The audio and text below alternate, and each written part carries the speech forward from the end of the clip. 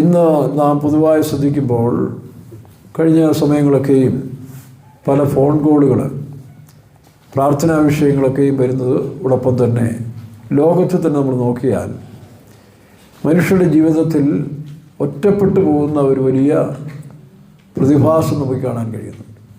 പല സ്ഥലത്തും ഒന്നിച്ച് താമസിച്ചാൽ പോലും ഒറ്റപ്പെടുന്നൊരു ആത്മാവ് പലരിൽ നിന്നും ഇങ്ങനെ കേൾക്കാനിടയായി. ശരിയായ ആത്മീയ പ്രത്യാശയില്ലാത്തവർ, ദൈവമായിട്ട് ബന്ധമില്ലാത്തവർക്കെല്ലാം വലിയ നിരാശയും ദുഃഖവും ഈ കാലങ്ങളിൽ അധികരിച്ചുകൊണ്ട് വരുന്നതായിട്ട് കാണും. നമുക്കൊരു തെക്കോട്ട് ചെന്ന് കഴിഞ്ഞാൽ അവിടെയുള്ള ഒരുപാട് വീടുകളിൽ പ്രായം ചെന്നവർ കിടപ്പുണ്ട്. യാതൊരുവിധമായ സന്തോഷമില്ലാതെ പലരും കഴിഞ്ഞു പോവുകയാണ്. കാരണം മക്കളുണ്ടെങ്കിലും അവരെ കാണാനോ എടുക്കാനോ പലർക്കും സാധിക്കുന്നില്ല. അതുപോലെ കുടുംബത്തിൽ ജീവിക്കുന്നവർ പോലും ഒറ്റപ്പെടുതലിൻ്റെ ആത്മാവ് നമുക്ക് പലയിടത്തും കാണാൻ കഴിയുന്നു. അതുപോലെ നിന്ന, രണ്ടാമതൊരു പ്രശ്നമാണ് നിന്ന. അതിന് ഡിസ്പൈസ് എന്നോ റീപ്രോച്ച് എന്നൊക്കെ പറയും. മറ്റൊന്ന് റിജക്ഷൻ, ഒറ്റപ്പെടുക മാത്രമല്ല തള്ളപ്പെടൽ. ഇതെല്ലാം ഇന്ന് വ്യക്തിപരമായി പലർക്കും ഉണ്ടാകുന്ന പല പ്രശ്നങ്ങളിലൊന്നാണ് തള്ളപ്പെട്ടു പോവുക, റിജക്ഷൻ. നമുക്കറിയാം, ലോകത്തിൽ യേശു കർത്താവ് ഭൂമിയിൽ വന്നപ്പോൾ തന്നെയും അവരെ തൻ്റെ സ്വന്തം ജനമായ യഹൂദർ തള്ളിക്കളഞ്ഞു. മാത്രമല്ല, താൻ പോകുന്ന സ്ഥലത്തെല്ലാം അവനെ ഒറ്റപ്പെടുത്തുന്ന അനുഭവം ഒരു ഭാഗത്തുണ്ടായി. മറുഭാഗത്തിൽ തൻ്റെ പ്രവൃത്തിയിൽ അനേകർ കൂടിയെങ്കിലും തന്നെ സ്വീകരിക്കേണ്ട പലരും അവനെ തള്ളിക്കളയുക ചെയ്ത്. പിന്നീട് നിന്ന, യേശുവിനെ പോലെ നിന്ന അനുഭവിച്ചവർ ലോകത്തിലാരും കാണത്തില്ല. എന്തെല്ലാം ആക്ഷേപം! വ്യഭിചാരപുത്രൻ, അല്ലെങ്കിൽ തന്തയില്ലാത്തവൻ, പിന്നെ പിശാചിൻ്റെ സന്തതി, അതുപോലെ തന്നെ ബേൽസബൂലിനെ കൊണ്ട് പുറത്താക്കുന്നു, വഞ്ചകൻ, ഏതെല്ലാം പേരുകൾ, ശബരിയൻ. ഇതിനൊന്നും യേശു പ്രതികരിക്കാൻ പോയില്ല. തൻ്റെ ദൗത്യം താൻ നടത്തിക്കൊണ്ടേയിരുന്നു. ഇതുപോലെ ലോകത്തിൽ നിന്ദകൾ.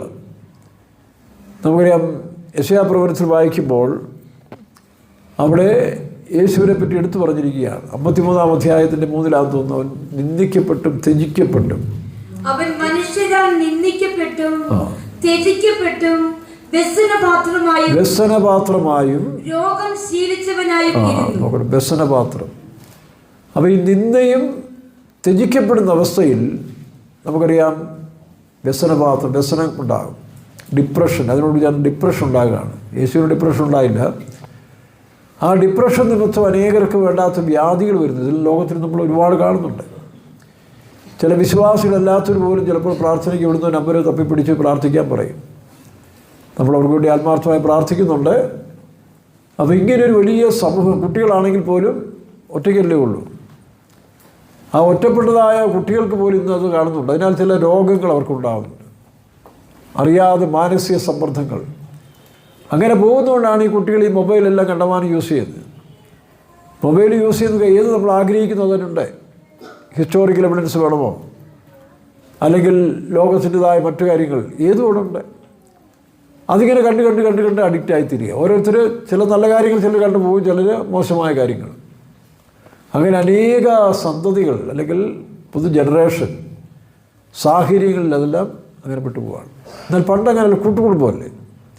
കൂട്ടുകുടുംബം എന്ന് പറയുന്നത് എങ്ങനെയായാലും കുറേ ആളുകളാണ്. ഒരു വീട്ടിലെ അപ്പന്മാർക്ക് തന്നെ 10-12 പേര് അല്ലെങ്കിൽ 10 പേരൊക്കെയുള്ള കുടുംബമുണ്ട്. 10-8 പേരൊക്കെയുള്ള ആ 8 കുടുംബങ്ങളിലെ അംഗങ്ങളാണ്. ഭാര്യയും ഭർത്താവും കുഞ്ഞുങ്ങളും എല്ലാം ചേരുമ്പോൾ എങ്ങനെയായാലും ഒരു 50 പേരെങ്കിലും കുറഞ്ഞു കാണും.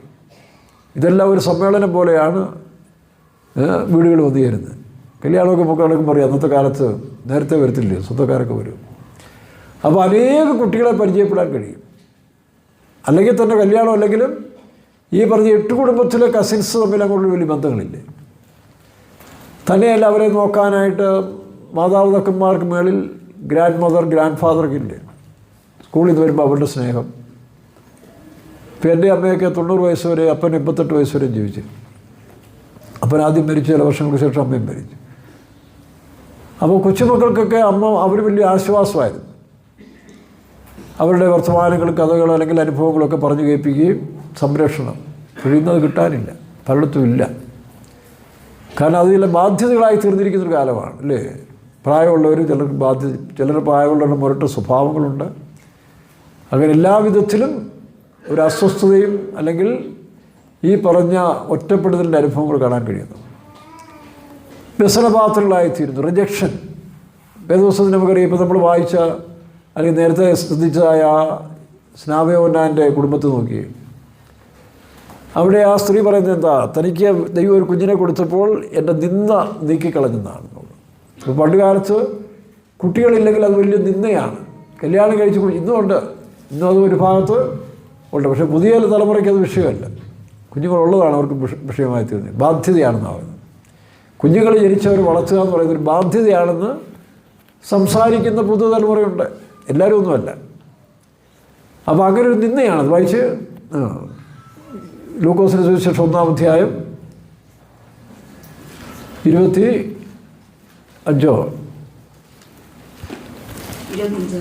വായരെ. മനുഷ്യരുടെ ഇടയിൽ എനിക്കുണ്ടായിരുന്ന നിന്ദ നീക്കുവാൻ കർത്താവ് എന്നെ കടാക്ഷിച്ചു. മനുഷ്യരുടെ ഇടയിൽ എനിക്കുണ്ടായിരുന്ന നിന്ദ. അപ്പോൾ പല വിധത്തിലാണ് നിന്ദകൾ അല്ലേ.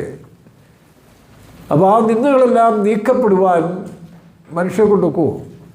വയസ്സ് ഈ പ്രായം വരെയും നിനക്ക് കുഞ്ഞുങ്ങളില്ലല്ലോ, നീ മച്ചിയല്ലേ, നിൻ്റെ കുടുംബം അനുഗ്രഹിക്കപ്പെട്ടില്ല, ശപിക്കപ്പെട്ട ദൈവത്തിൻ്റെ എന്ന് പറഞ്ഞ ആൾക്കാരിങ്ങനെ ചുമ്മാ പറഞ്ഞ് ആക്ഷേപിക്കും.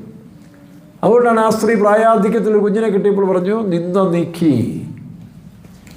ആ നിന്ദ നീക്കപ്പെടുന്ന സ്ഥലം ഇസ്രായേലിൻ്റെ നിന്ദകൾ, അതായത് മരുഭൂമിയിൽ കൂടി അവർ യാത്ര ചെയ്ത് വന്നപ്പോൾ ഒരുപാട് നിന്ദകളൊക്കെ അനുഭവിച്ചിട്ടാണ്. മിസ്രൈമിലെ നിന്ദകൾ എന്ന് വെച്ചാൽ അവിടുത്തെ പാപത്തിൻ്റെ ശക്തിയൊക്കെ ഉണ്ടായി. അതെല്ലാം പരിച്ഛേദനയോടുകൂടി നീക്കിക്കളഞ്ഞ് ആ സ്ഥലത്തിന് ഗിൽഗാൽ എന്ന് പേരെന്നാണ്. അത് വായിക്കട്ടെ. അപ്പം അവിടെ ഗിൽഗാൽ എന്ന് പറയുന്ന സ്ഥലം നിന്ന് നീക്കിക്കളയുന്നു. ആളുകളൊന്ന് വായിച്ച വാക്യം ഒന്ന് വായിച്ച്. യോശുവ 5-ാം അധ്യായം 9-ാം വാക്യം.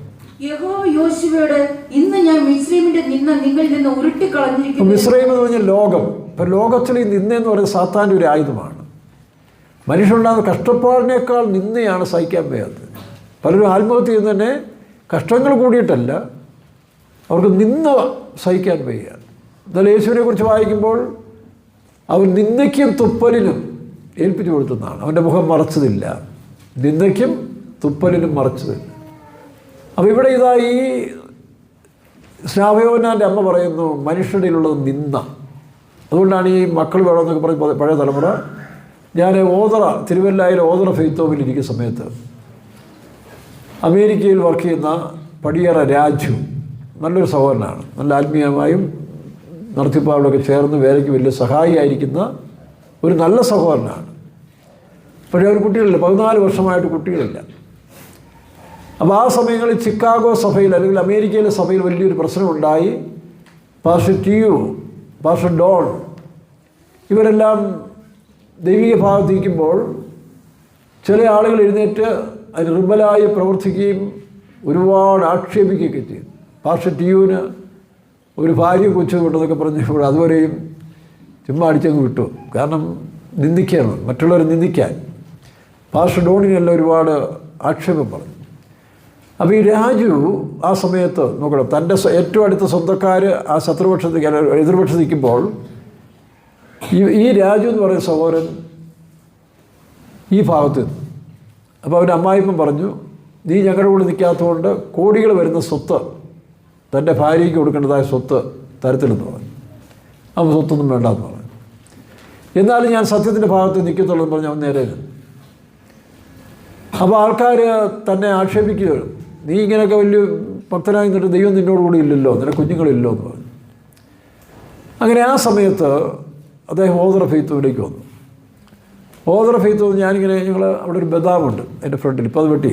ആ ബദാമിൻ്റെ കീഴിൽ 2 കസേരയിട്ട് ഇങ്ങനെ സംസാരിക്കുക. അപ്പോൾ ഈ അമേരിക്കയിലെ സംഭവമൊക്കെ താനെ എന്നോട് ഷെയർ ചെയ്തിട്ടുണ്ട്. കാരണം എനിക്കന്ന് അത് കൂടുതൽ കേൾക്കാൻ ഇഷ്ടപ്പെടാൻ കാരണം ഇതേ സമയത്താണ് പള്ളിപ്പാട്, ഈ അമേരിക്കയിൽ ഷിക്കാഗോ നടക്കുന്ന സമയത്ത് തന്നെയാണ് പള്ളിപ്പാട് അതേ ആത്മാവ് പ്രവർത്തിക്കുന്നത്. നോക്കണം, അതേ സ്പിരിറ്റ് അവിടെയും പ്രവർത്തിക്കുന്നു.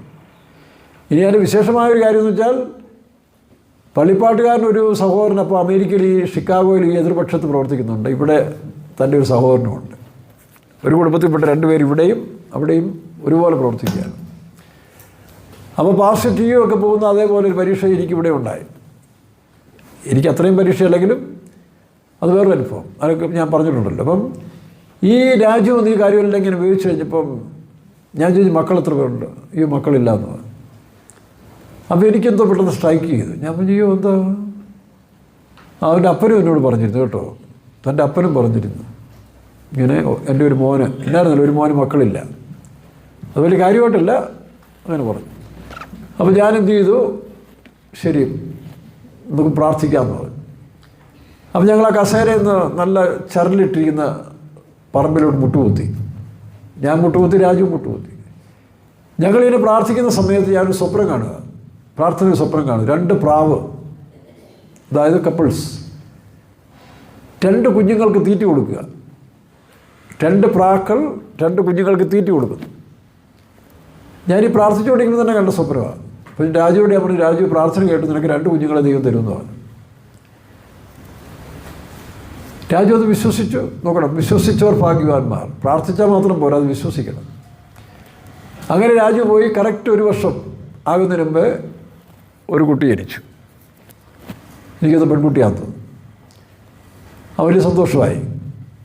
അതിനുശേഷം 5 വർഷമായി. അപ്പോൾ ഞാൻ തിരുവല്ലയിൽ ട്രാൻസ്ഫറായി വെലങ്ങന്നൂർ തൃശ്ശൂരിൽ പോയി. കുറച്ച് നാൾ ശേഷം വീണ്ടും രാജുവിനെ വിളിച്ചു. അച്ഛാ അന്ന് 2 പ്രാങ്കുഞ്ഞുങ്ങളല്ലേ ദൈവം കാണിച്ചു, 1 കിട്ടിയുള്ളല്ലോ എന്ന് പറഞ്ഞു. ഞാൻ ശരിയാണല്ലോ. അപ്പോൾ 5 വർഷമായി. അപ്പം ഈ കുഞ്ഞ് ജനിക്കുന്നതിന് മുമ്പ് എന്ത് ഡിസീസ് അവൾക്കുണ്ടായിരുന്നു അത് തന്നെയാണ് കണ്ടിന്യൂസ് ചെയ്തത്. ഈ ഒരു കുട്ടിക്ക് ശേഷം വീണ്ടും കണ്ടിന്യൂ ചെയ്തു. ഡോക്ടർമാർ പറഞ്ഞു ഇനി ഒരു കാലത്തും ഇപ്പോൾ ദൈവം തന്നെങ്കിൽ ഇനിയും ഉണ്ടാകാൻ വഴിയില്ലെന്ന് പറഞ്ഞു. അപ്പോൾ എന്നോട് ഇത് പറഞ്ഞ സമയത്ത് ഞാനിത് ചെയ്തു, ശരിയാണല്ലോ, ദൈവം 2ആണല്ലോ വാഗ്ദത്തം. അപ്പം ഞാൻ ചോദിച്ചു ആദ്യത്തെ പെണ്ണല്ലേ ആണെന്ന് തോന്നുന്നു. അപ്പോൾ ഞാൻ വന്നാൽ ഇനി ഒരു ആൺകുട്ടിക്ക് വേണ്ടി പ്രാർത്ഥിക്കാം. അങ്ങനെ പ്രാർത്ഥിച്ചു. അടുത്ത വർഷം ഒരു ആൺകുട്ടിയും കിട്ടി. അപ്പോൾ അതോടെ തനിക്കുണ്ടായിരുന്ന നീങ്ങിയെന്ന് പിന്നീട് എന്നോട് പറയാനിടയായി. വലിയ സന്തോഷമാണ്. ഇപ്പോഴും താൻ ചിക്കാഗോയിൽ വർക്ക് ചെയ്തുകൊണ്ടിരിക്കുകയാണ്. അങ്ങനെ എത്രയോ സംഭവങ്ങൾ. ഒന്നല്ല, ഇതുപോലെ ആ ഒരു വിഷയത്തിൽ തന്നെ എലിസബത്തിൻ്റെ നിന്ന മാറ്റിയതുപോലെ ഇന്ന് ലോകത്തിൽ എൻ്റെ പ്രാർത്ഥന കൊണ്ട് മാത്രമല്ല, എത്രയോ ആളുകളുടെ പ്രാർത്ഥന കൊണ്ടും പ്രാർത്ഥനയേക്കാൾ അവരുടെ വിശ്വാസം കൊണ്ടും സംഭവിക്കുന്നുണ്ട്. അങ്ങനെ ആരെങ്കിലും നിന്ദിക്കപ്പെടുന്നെങ്കിൽ നിങ്ങൾ ഭാരപ്പെടേണ്ട, മുട്ടുകുത്തി പ്രാർത്ഥിക്കരുത്. അതിന് പാസ്റ്റർമാരും വേണമെന്നില്ല. ദൈവസന്നിധിയിൽ ഭാര്യയും ഭർത്താവും മുട്ടുകുത്തി പ്രാർത്ഥിക്കരുത്. ജീവിതത്തെ ഒന്ന് വിശുദ്ധീകരിക്കുക. മറിയെ പോലെ ഒന്ന് ശുദ്ധീകരണത്തോടു കൂടി കാത്തിരിക്കുക. അപ്പോൾ കർത്താവ് ഒരു സന്തതിയെ തരും. അതാണ് വിഷയങ്ങൾ. ഈ എൻ്റെ അഭിപ്രായത്തിൽ ഒന്ന് നിർത്തണ്ട. പണ്ടത്തെ കാലത്ത് എല്ലാവരും കൂട്ടുകുടുംബമായി മാറേ, അത് സന്തോഷമല്ലേ? ഇതിൽ കഷ്ടമാണെങ്കിൽ സാരമില്ല, അത് കൂട്ടുകുടുംബങ്ങൾ ഉണ്ടാകട്ടെ. ഇതാണ് നമ്മൾ കേട്ടല്ലോ, ഒരു പ്രസവത്തിൽ 5 കുഞ്ഞുങ്ങൾ. ഏഷ്യാനെറ്റുകാർ ജനനം മുതൽ എൻ്റെ കല്യാണം കഴിഞ്ഞ് ഈ അടുത്ത സമയം വരെയും അതിങ്ങനെ ഓരോ വർഷം പ്രസവം ചെയ്തുകൊണ്ടിരുന്നു. ഞാൻ ഇടയ്ക്ക് 1-2 കണ്ടു. 5 കുട്ടികൾ ഒരു പ്രസവത്തിൽ. അപ്പോൾ അങ്ങനെ പ്രാർത്ഥിക്കുക, കർത്താവേ ഒരു പ്രസവം മതി. അങ്ങനെയല്ല എല്ലാവരും ചിന്തിക്കുന്നല്ലേ? കല്യാണം കഴിക്കാൻ പോകുന്നവരും കഴിച്ചവരും. ഇനി ഇതിൽ പ്രായമായാലും കുഴപ്പമൊന്നുമില്ല. കാരണം നമ്മുടെ അബ്രഹാമിന് എത്രയാണ് ഉണ്ടായത്? അബ്രഹാമിന് 90 വയസ്സായപ്പോഴല്ലേ? അപ്പോൾ അതുകൊണ്ട് ചുമ്മാ ഒന്ന് പ്രാർത്ഥിച്ചു ഇവിടെ കേട്ടോ. ഇച്ചിരി പിള്ളേരൊക്കെ ഉണ്ടാകട്ടെ, നല്ലതാണ്. വീട്ടിലിങ്ങനെ അടിച്ച് കളിക്കാനും. പിള്ളേർ പോയി അപ്പനോട് അമ്മയോട് പറയണം, പപ്പായും മമ്മിയോട് പറയണം, മമ്മി നിങ്ങൾ പ്രാർത്ഥിച്ചില്ല, നമുക്ക് ചേർന്ന് പ്രാർത്ഥിക്കാമെന്നാണ്. എനിക്കൊരു അനിയനെ കാണണം, ഒരു അനിയത്തെ കാണണം എന്നൊക്കെ പറയാം കേട്ടോ.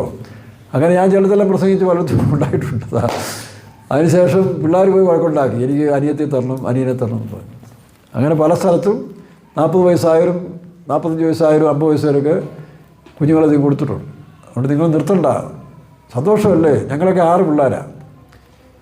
നിങ്ങളുടെ പോളിസി എൻ്റെ അപ്പനും അമ്മയും എടുത്തിരുന്നെങ്കിലേ എങ്ങനെ ഇരുന്നേനെ? ഞാൻ 5ാമത്തെ ആളാണ്. 2 3 കൊണ്ട് നിർത്തിയിരുന്നെങ്കിൽ ഇന്ന് ചെറിയാമൻ എന്ന് പറയുന്നൊരു ഉപദേശി കാണുമോ തങ്കവേലു? എൻ്റെ തൊട്ട് മുഖത്താണ് സഹോദരി. അതും പെന്തിക്കോസ് മിഷൻകാർക്ക് കിട്ടി. കത്തോലിക്കാ സഭയിലാണെങ്കിലും പെന്തിക്കോസ് മിഷൻകാർക്ക് ആദായം 2 പേരെ സുവിശേഷ വേലയ്ക്ക് കിട്ടി. നിങ്ങളുടെ വീട്ടിൽ നിന്നൊക്കെ കൊടുക്കാറുണ്ടോ? സുവിശേഷ വേലയ്ക്ക് പോകുന്നുണ്ടോ? എവിടെ? ഒരെണ്ണം ഉണ്ടത്. ഞങ്ങളെ നോക്കണം. ഞങ്ങളുടെ കാലം കഴിഞ്ഞ് ഞങ്ങളൊക്കെ ചുമ്മായിരിക്കുമ്പം ചിലവിന് തരാൻ വേണ്ടി ഒരു 1 2 ഇങ്ങനെ പോകുന്നു. അതെല്ലാം അബദ്ധമായി തീരും കേട്ടോ.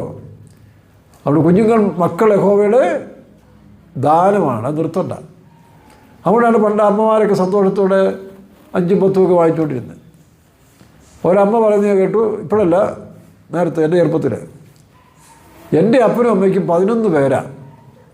അതുകൊണ്ട് എൻ്റെ ആഗ്രഹം കർത്താവ് യാക്കോബിൻ്റെ പത്രന്മാരെ പോലെ 12 തരണേ. വയസ്സുകാലത്ത് ഒന്നുകൂടെ കൊടുത്തു, അങ്ങനെ 12 ആക്കി. ഇപ്പം ഞാൻ ഈ സുവിശേഷ വേലയ്ക്ക് പോകുന്ന ദൈവം അറിഞ്ഞതുകൊണ്ട് ഞാൻ ലാസ്റ്റ് സന്തതിയായി ജനിച്ചതാണ്.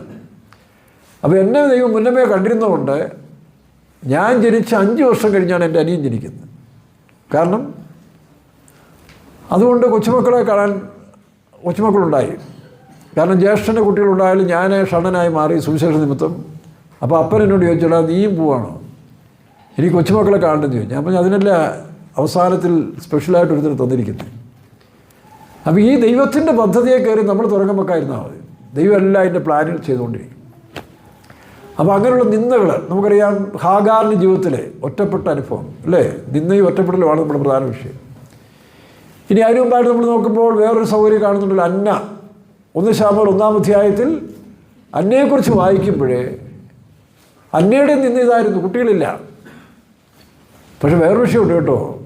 ഇതിപ്പോൾ നിങ്ങൾക്കുള്ള കുട്ടികളെക്കാൾ ഞങ്ങൾക്ക് ഒരുപാട് കുട്ടികളുണ്ട്, ഇഷ്ടംപോലെ കുട്ടി. ഇപ്പോൾ ഞാനൊക്കെ നോർത്ത് ഇന്ത്യയിൽ പല പ്രാവശ്യം ചെല്ലുമ്പോഴേ നമ്മൾ സുവിശേഷം പറഞ്ഞ് രക്ഷിക്കപ്പെട്ടവരും സുവിശേഷം പറഞ്ഞ് അല്ലെങ്കിൽ സുവിശേഷ വേലയ്ക്ക് ഇറങ്ങിയ സഹോദരന്മാർ എന്നെ സ്വീകരിക്കാൻ റെയിൽവേ സ്റ്റേഷൻ എയർപോർട്ടിലേക്ക് വന്നിട്ടുണ്ട്. അവർ കാറുമൊക്കെ ആയിട്ട് വരും.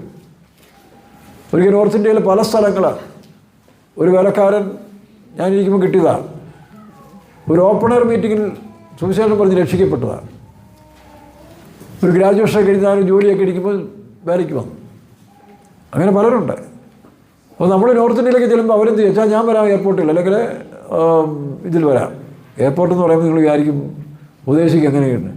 എനിക്ക് സ്പെഷ്യൽ പെർമിഷൻ കിട്ടി കേട്ടോ, അല്ലെങ്കിൽ പോകാനൊക്കത്തില്ല.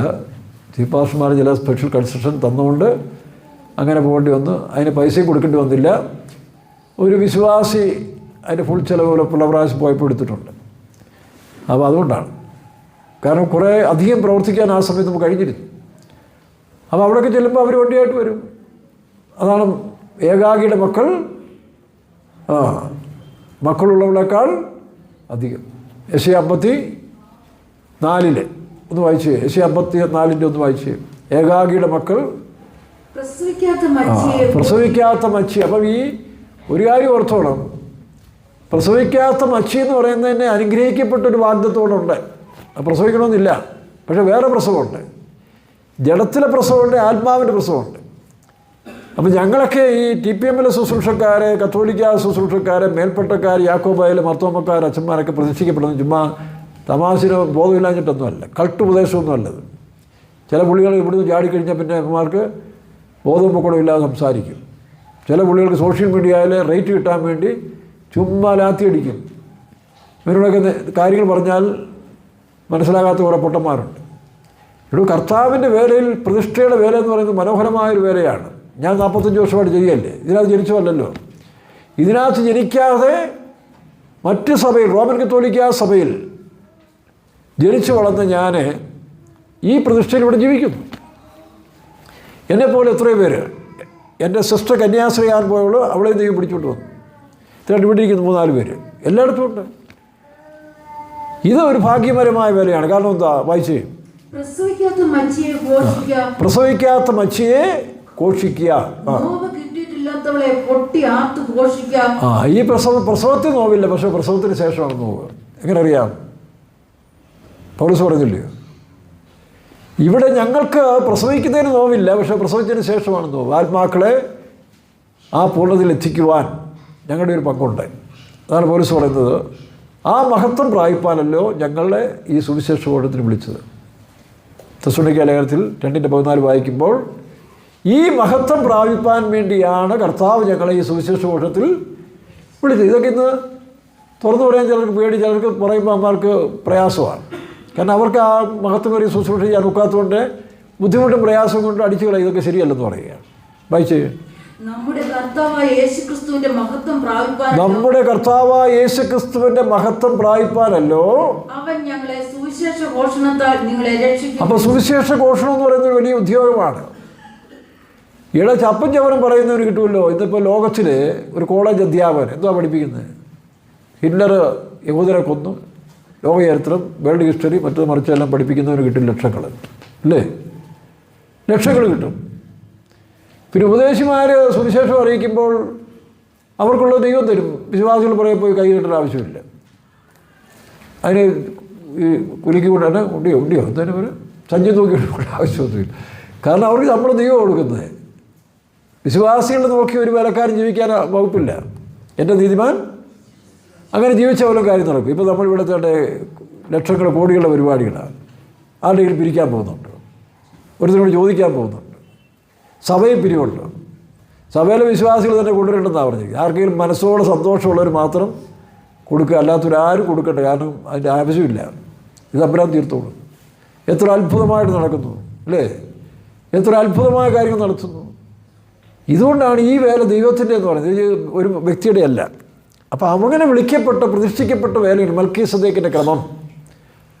പിതാവില്ല മാതാവില്ല. അതുകൊണ്ടാണ് യേശു പറഞ്ഞത് ആ മൽക്കീസദേക്കിൻ്റെ ക്രമത്തിലെ ശുശ്രൂഷയാണ് യേശു സ്ഥാപിച്ചിരിക്കുന്നത്. ചില പെന്തക്കോസ്തുകാർക്ക് ഇത് കേൾക്കുമ്പോൾ ബുദ്ധിമുട്ടാണ്. നിങ്ങളുടെ വേല നിങ്ങൾ ചെയ്യ്, തെറ്റൊന്നുമില്ല. നിങ്ങളെ വിളിച്ചിരിക്കുന്നത് വിളിക്കത്തോണം. ഇവിടെ കയറി ഈ TPMകാരെ ബുദ്ധിമുട്ടിക്കാൻ പോകാതെ. അവരെ വിളിച്ച ദൈവമല്ല, അവർ നടത്തിക്കോളും. നീ ഇവിടെ സോഷ്യൽ മീഡിയ ആയിരുന്നുകൊണ്ട് നിനക്ക് റേറ്റ് കിട്ടാൻ വേണ്ടി ഇതിനെ തട്ടാൻ നോക്കിയാൽ അധികം നാളെ മുന്നോട്ട് പോകത്തില്ല. ഇറങ്ങിയവരൊന്നും ശരിയായിട്ടില്ല. ആരംഭത്തിൽ തന്നെ ഒരു TG ഉമ്മച്ചൻ എന്ന് പറഞ്ഞ IPCയിൽ ഒരു ബഹർഫരായ ഭാഷയാണ്, ഒരുപാട് ആത്മീയ ഗുണമുള്ളവനാണ്. പക്ഷേ പുള്ളിക്കും തോന്നി ഈ പ്രസ്ഥാനം ഇവിടുന്ന് കെട്ടിക്കണം. അതൊരു പുസ്തകമൊക്കെ എഴുതി ഇത് ആദ്യത്തെ കൾട്ടുപദേശമാണ്, ദുർമാർഗികളാണ്, പിന്നെ പറയാൻ കൊള്ളാത്ത വാക്കുകളെല്ലാം പറഞ്ഞ് പ്രചരിപ്പിച്ചത് അന്നത്തെ IPCയിൽ ഒരു പ്രധാനപ്പെട്ട ഭാഷയാണ്. എന്നാൽ ഇതൊന്നുമല്ല. അത് കഴിഞ്ഞ് ഭാഷ വേറൊരു IPCയിൽ പ്രധാനപ്പെട്ട, ഞാൻ പേര് പറയുന്നില്ല, അത് ഒരു ഉന്നത സ്ഥാനത്തിരുന്ന മനുഷ്യനാണ്. കുമ്പനാട്ട് നമ്മുടെ ഈ TPMകാരുടെ വേല ആരംഭിച്ചപ്പോൾ അദ്ദേഹം ഇങ്ങനെ പ്രസംഗിച്ചു, TPMൻ്റെ വേല കുമ്പനാട്ട് സ്ഥാപിക്കാമെങ്കിൽ കൈവെള്ളയെന്ന് ഞാൻ രോഗപ്പെടുത്തത് വല്ല ആവശ്യമുണ്ടോ? അത് ഇവിടുന്ന് പാർശ്വപ്പോളുമായിട്ടുള്ള ഐക്യതയിലൊക്കെ പാസ്സായി പോയ മനുഷ്യൻ കൂടാണ്. വല്ല ആവശ്യമുണ്ട് ഇങ്ങനെയൊക്കെ പ്രസംഗിക്കാൻ? കുമ്പനാട്ട് TPMൻ്റെ വേല, കുമ്പനാട്ട് ഇവരുടെ ക്യാപിറ്റലില്ല, ആസ്ഥാനമാണല്ലോ, നല്ലതാണ്. അവിടെ ഒരുപാട് പേര് എനിക്ക് പരിചയമുണ്ട്. പാസ്റ്റർ KC ജോൺ, പാസ്റ്റർ മോനായി, ഒരുപാട് നല്ല മനുഷ്യർക്ക് എനിക്ക് ഒരുപാട് പരിചയമുണ്ട്. ഞങ്ങൾ സ്നേഹിതരുമാണ്. അപ്പോൾ ഇങ്ങനെ കാലാകാലങ്ങളിൽ ചില പുള്ളികൾ എഴുന്നേക്കും. ഈയിടെ ഒരുത്തരെ വേറൊരുത്തരെ കണ്ടു. അവൻ്റെ പേര് അതല്ല, ജോബി നിർത്തി. ജോബി ആരംഭിച്ച് പുള്ളി നിർത്തി, പരിപാടി ഓടുന്നില്ലെന്നുണ്ട്. വേറൊരുത്തർ ഇപ്പോൾ ഈ അടുത്ത സമയത്ത് നല്ലവണ്ണമൊക്കെ പകരം പറഞ്ഞവനായിരുന്നു. വടക്കേന്ത്യയിലൊക്കെയുള്ളൊരു അനാഥാലയമൊക്കെ നടത്തി. ജെയ്സനോ എന്താ പറഞ്ഞു, പേര് പറഞ്ഞു പോയത്. അപ്പോൾ നല്ലതാണ്, ഇടയ്ക്കിടയ്ക്ക് ഒന്ന് ഓർപ്പിക്കുന്നത് നല്ലതാണ്. കാരണം നമ്മുടെ ആൾക്കാർ അഹങ്കാരികൾ നിങ്ങൾ ആകാരിക്കാൻ വേണ്ടി ചിലർ എഴുന്നേൽപ്പിക്കുക, അതുകൊണ്ട് തെറ്റൊന്നുമില്ല. എന്നാൽ ഉപദേശം തെറ്റിക്കാവോ? എനിക്കതേ ഉള്ളൂ. നിങ്ങൾ TPMകാരെ തിരിച്ചു വിളിച്ചു, എന്നെ ചീത്ത വിളിച്ചു. പക്ഷേ ഞാൻ അറിഞ്ഞിരിക്കുന്ന ഉപദേശത്തെ കയറി പറഞ്ഞാൽ നമുക്ക് പ്രതികരിക്കാതിരിക്കാൻ ഒക്കത്തില്ല. മൽക്കീസദേക്കും പ്രതിഷ്ഠയുടെ വേലയും ഇതെല്ലാം സത്യമല്ലേ? പിന്നെ ചിലർ പിന്മാറിപ്പോകുന്നു. അതിന് ആരംഭകാലത്ത് കർത്താവിൻ്റെ കൂടെ യൂദ ആത്മഹത്യ ചെയ്തില്ലേ? യൂദ ആത്മഹത്യ ചെയ്തു. കോഴിക്കോട് വെച്ച് ഒരു വേലക്കാരൻ വളരെ പൈശാചികമായ പ്രവർത്തനങ്ങൾ ചെയ്തു. ഞാൻ പറഞ്ഞു, എടാ നീ പോക്കുപോയ നരകത്തിലെ പോകത്തുള്ളൂ എന്ന് പറഞ്ഞു. 2 പ്രാവശ്യം വാൺ ചെയ്തു. അവൻ പിന്നെയും അത് തന്നെ തുടർന്നു. അവസാനം അവൻ കെട്ടിയാതി എത്തുപോയി, യൂദായെപ്പോലെ. അപ്പോൾ ഞാനിങ്ങനെ ചിന്തിച്ചു, ദൈവമേ നരകത്തിൽ പോകുമെന്ന് പറഞ്ഞല്ലോ, ഇവരെങ്ങനെ ഇതെന്തോ പറഞ്ഞതിൻ്റെ ഉദ്ദേശം? അപ്പോൾ ആത്മഹത്യ ചെയ്തപ്പോൾ നമുക്ക് ഉറപ്പിക്കാം നരകത്തിൽ പോയെന്ന് മനസ്സിലായി. TPM കളിക്കൊന്നവനാണ്. അപ്പോൾ കർത്താവിൻ്റെ കൂടെ നടന്ന ഒരുത്തരം ആത്മഹത്യ ചെയ്തില്ലേ? വേറൊരുത്തൻ തീവ്രവാദിയുടെ ആത്മാവില്ലായിരുന്നു, പത്രോസിന് അല്ലേ? വാളെടുത്തില്ലേ? എതിരാളി വന്നപ്പോൾ വാളെടുത്തത് കഴുത്തിന്. പക്ഷേ വാളിഞ്ഞ് വന്നുകൊണ്ട് പുള്ളിക്ക് വെട്ടാൻ അറിയത്തില്ലായിരുന്നു. പുള്ളി ആയുസിൽ ഇതുവരെ ഉപയോഗിച്ചിട്ടില്ല, അതൊരു വലിയ കുഴപ്പം. അതുകൊണ്ടാണ് കഴുത്തിന് വെട്ടി നേരം ചെവിക്ക് കൊണ്ടുള്ളത്. അപ്പോൾ ഇങ്ങനെയുള്ള പുള്ളികളെയൊക്കെയാണ് ഞങ്ങൾ ഉൾപ്പെടെ. അല്ല TPMലെ വിശ്വാസികളും വേലക്കാരിങ്ങനെ ആകാശത്ത് പൊക്കിവിട്ട് വിശുദ്ധന്മാരല്ല. ഈ സമുദായക്കാർക്ക് വേണ്ടാത്തവരും ഒരു കാലത്ത് നിങ്ങളുടെയൊക്കെ അപ്പന്മാരും ഈ വിശ്വാസി വന്നവരെയൊക്കെ ഭരിച്ച കള്ളുകൂടിയന്മാരും കത്തിക്കുത്ത് നടത്തവന്മാരും നാട്ടിൽ ജീവിക്കാൻ പറ്റാതെ ഹൈറേഞ്ചിലേക്ക് ഓടിക്കയറിയവരൊക്കെ ഒരുപാട് പേരുണ്ട്. നാട്ടിൽ തന്നെ തരണം. ഇങ്ങനെ ഒരുത്തർക്കും വേണ്ടാത്തവരൊക്കെയാണ് ആദ്യം പെന്തക്കോസ്തിലേക്ക് വന്നത്. അപ്പോൾ അവരുടെ സന്തതികളില്ല. അപ്പോൾ ജീൻസിൽ അതിനെ കാണും. പിന്നെ തമ്പുരാൻ വിളിച്ചതിൻ്റെ കാരണം എത്ര കൊള്ളരാത്തം വന്നാലും കർത്താവായ യേശുവിന് അവനെ ശരിയാക്കിയെടുക്കാൻ കഴിയും. ആ പരുവത്തിൽ പോയാൽ മതി. അപ്പോൾ ഞാൻ ശരിയായില്ലേ? ഇത്രത്തോളം ആയില്ലേ? മൊത്തമായില്ലെങ്കിലും എനിക്കതിന് അഭിമാനമുണ്ട്. എൻ്റെ യേശുവിനോട് കൂടിയുണ്ട് ഞാൻ വ്യത്യാസമായി. ഇല്ലെങ്കിൽ ഞാൻ എന്തേ നശിച്ചു കൊണ്ടുവനായിരുന്നു. അപ്പോൾ അതുകൊണ്ട് സത്യത്തിന് കയറി ആരും എതിർക്കാൻ പോകരുത്. അപ്പം നിന്ന കുട്ടികളില്ലാത്തവർ നിന്നയാണെങ്കിലും കുട്ടികളില്ലാത്തതിന് വലിയൊരു അനുഗ്രഹമുണ്ട്, മഹത്വമുണ്ട്. അതാണ് പറഞ്ഞു വരുന്നത്. അതാ യെശയ്യാ പ്രവചനം 54 വായിച്ച്. പ്രസവിക്കാത്ത മച്ചിയെ ഘോഷിക്കാം, നോവ് കിട്ടിയിട്ടില്ലാത്തവളെ പൊട്ടി ആർത്തു ഘോഷിക്കാം. ഏകാഗിരിയുടെ മക്കൾ ഭർത്താവുള്ളവരുടെ മക്കളെക്കാൾ അധികമെന്ന് യഹോവ. അധികം. എനിക്ക് എന്തുമാത്രം ആത്മാക്കളുണ്ടെന്നറിയാം. ഞാൻ തന്നെ സുവിശേഷം പറഞ്ഞ് രക്ഷിക്കപ്പെട്ടവർ, സുവിശേഷ വേല വന്നവർ. പട്ടണങ്ങളിലിരിക്കും 20 പേരാ സുവിശേഷ വേലയ്ക്ക് വന്നത്. 17 പിന്നെയും വന്നു 3 പേര്. ഞാൻ 17 എന്ന് പറഞ്ഞപ്പോൾ ഈ അടുത്ത സമയത്ത് പട്ടണക്കാർ ഇല്ല പക്ഷേ അവർ തന്നെ അന്ന് എഴുന്നേറ്റ് ഒരു 20 പേരുണ്ടായിരുന്നതാണ്. ശരി, ആയിക്കോട്ടെ. അപ്പോൾ അതിലൊരു അനുഗ്രഹമല്ലേ? ചിന്തിച്ചോളൂ, നിങ്ങൾ എത്ര ആത്മാക്കൾ നേടി? നിങ്ങൾക്ക് എത്ര പേര് കിട്ടി? വയൽ വാങ്ങിച്ച് സ്വത്ത് വാങ്ങിച്ച് അതൊക്കെ ശരി, ഞങ്ങളുമൊക്കെ വാങ്ങിച്ചിട്ടുണ്ട്. ഞങ്ങൾക്ക് വേണ്ടിയല്ല, ഞാനും പല സ്ഥലം വാങ്ങിച്ചിട്ടുണ്ട്. ഇതുപോലുള്ള ഹോള് 3 സ്ഥലത്തൊക്കെയാണ് പണിതിട്ടുണ്ട്. വലുത് പിന്നെ ചെറുത്. നമുക്ക് തന്നെ നഷ്ടം. നമ്മൾ നിന്ന് കൊടുത്താൽ മതി. ഈ എസ്കലേറ്റർ കയറുന്ന പോലെ പണ്ടികൾ ഡൽഹി ചെന്ന് ആദ്യമായിട്ട് ഡൽഹി ചെല്ലുന്ന സമയത്ത് ഈ എസ്കലേറ്റർ അവിടെ ആദ്യം ഇന്ത്യയിൽ വന്നെന്ന് എനിക്ക് തോന്നുന്നു. അപ്പോൾ ഞങ്ങൾ 5-6 പേര് സ്റ്റെപ്പിൽ കൂടെ കയറാവുന്നതിന് പകരം ഇതാ കയറി വയ്ക്കാമെന്ന് വെച്ചു. അപ്പോൾ അതേ കയറി ഒന്നും അറിയത്തില്ലല്ലോ. അതിങ്ങനെ സ്റ്റെപ്പ് ഉണ്ടപ്പോൾ ഞങ്ങൾ വിചാരിച്ച് ചാടി കയറി പോകണ്ട. ഞാനും നമ്മുടെ സണ്ണിപ്പാഷും കൂടെ ചാടി സ്റ്റെപ്പിൽ കയറി ഞങ്ങൾ ഉരുണ്ട് വീണു. അപ്പോൾ അതിൻ്റെ ആവശ്യമില്ല. നമ്മൾ എസ്കലേറ്റർ നിൽക്കുന്നവരവിടെ നിന്ന് കൊടുത്താൽ മതി. അവിടെ കൊണ്ട് എത്തിക്കുന്ന പോലെ പരിശുദ്ധാത്മാവിൻ്റെ ലീഡിങ്ങിൽ നമ്മൾ ഇണങ്ങി കൊടുക്കാമെങ്കിൽ അവർ കൊണ്ട് എത്തിച്ചോളും. ഇടയ്ക്ക് നമ്മുടെ അഭ്യാസം ഇറക്കുന്നതാണ് ഈ പ്രശ്നങ്ങൾ. അങ്ങനെ എനിക്കും ഉണ്ടായിട്ടുണ്ട്. എൻ്റെതായ ബുദ്ധിയും അഭ്യാസങ്ങൾ ഇറക്കിയത് കൊണ്ടൊക്കെ ചില അബദ്ധങ്ങളും പേരാനും വന്നിട്ടുണ്ട്. ഇപ്പോൾ അത് അനുഭവമായതുകൊണ്ട് അതെല്ലാം മാറ്റി മാറ്റി വരികയാണ്. ഇപ്പോൾ വേല വന്നാലും നമ്മുടെ തനിഗുണങ്ങൾ കാണിക്കും. അത് ജുബായിട്ടുണ്ടാകുമോ? ഏതെല്ലാം ടൈപ്പുകളെ കർത്താവ് വിളിക്കുന്നു? ഇടിമക്കൾ, ബോർഗ്നസ് അല്ലേ, തീവ്രവാദി, വാൾ കൊണ്ട് നടന്ന പത്രോസ്. അപ്പോൾ ഇതൊന്നും അല്ല കണക്കൂട്ടൽ, ലക്ഷ്യത്തിലെത്തുക എന്നുള്ളതാണ്. അതുകൊണ്ട് സ്വതന്ത്രക്കാരായാലും മറ്റു ബന്ധുക്കോസുകാരായാലും TPMക്കാരായാലും ലക്ഷ്യത്തിലെത്തുന്നതാണ് പ്രധാനം. ഇവിടെ കിടന്ന് പത്രാസ് കാണിച്ചുകൊണ്ട് ആയിരുന്നോ? അതുകൊണ്ട് മറ്റുള്ളവരെ ഒരുപാട് കുറ്റം പറഞ്ഞു പോകാതെ അവനവൻ്റെ ഏൽപ്പിച്ച ഫീൽഡിൽ അവനവൻ്റെ വേലയും നോക്കി അവനവൻ്റെ ആത്മാക്കളെയും നോക്കെ. അപ്പോൾ ഇവിടെ ഞാൻ പറഞ്ഞില്ലേ, പ്രസവത്തിന് വേദനയില്ല, പക്ഷേ പ്രസവം കഴിഞ്ഞ വേദന. 2 Corinthians 11 പൗലോസ് പറഞ്ഞു, വീണ്ടും നമ്മളിലുള്ള ആത്മീയ സന്തതി ഉരുവാക്കുന്നതിന് വേണ്ടി ഒരു പ്രസവവേദന അനുഭവിക്കുന്നുണ്ട്. വായിച്ചേ, 2 സ്ഥലത്ത് പറയുന്നുണ്ട്. ക്രിസ്തുവിനുള്ള ഏകാഗ്രത നിർമ്മലയും വിട്ടു പോകുമെന്ന് ഞങ്ങൾ 2 Corinthians 11 1 വാക്യം പോലും വായിച്ചേ. നിങ്ങൾ എന്റെ പക്കൽ അസാരം ബുദ്ധിഹീനത പുറത്തു കൊണ്ടാൽ കൊള്ളായിരുന്നു. അതെ, നിങ്ങൾ എന്നും പുറത്തു കൊണ്ടുവരല്ലോ. ഞാൻ നിങ്ങളെ കുറിച്ചുള്ള ദൈവത്തിന്റെ എരിവോടെ എരിയുന്നു. അടുത്തത്, ഞാൻ ക്രിസ്തു എന്ന ഏകപുരുഷന് നിങ്ങളെ നിർമ്മല കന്യകയായി. അപ്പോൾ ആ എരിവെന്നുള്ള സ്ഥാനത്തിൽ മറ്റൊരു ട്രാൻസ്ലേഷൻ വേദന എന്നാണ്. ഞാൻ വേദനയോടുകൂടി ഈ പ്രവർത്തനം ചെയ്യുകയാണ്. എന്തിനാ? ക്രിസ്തുവിൻ്റെ നാളിൽ വായിച്ചേ.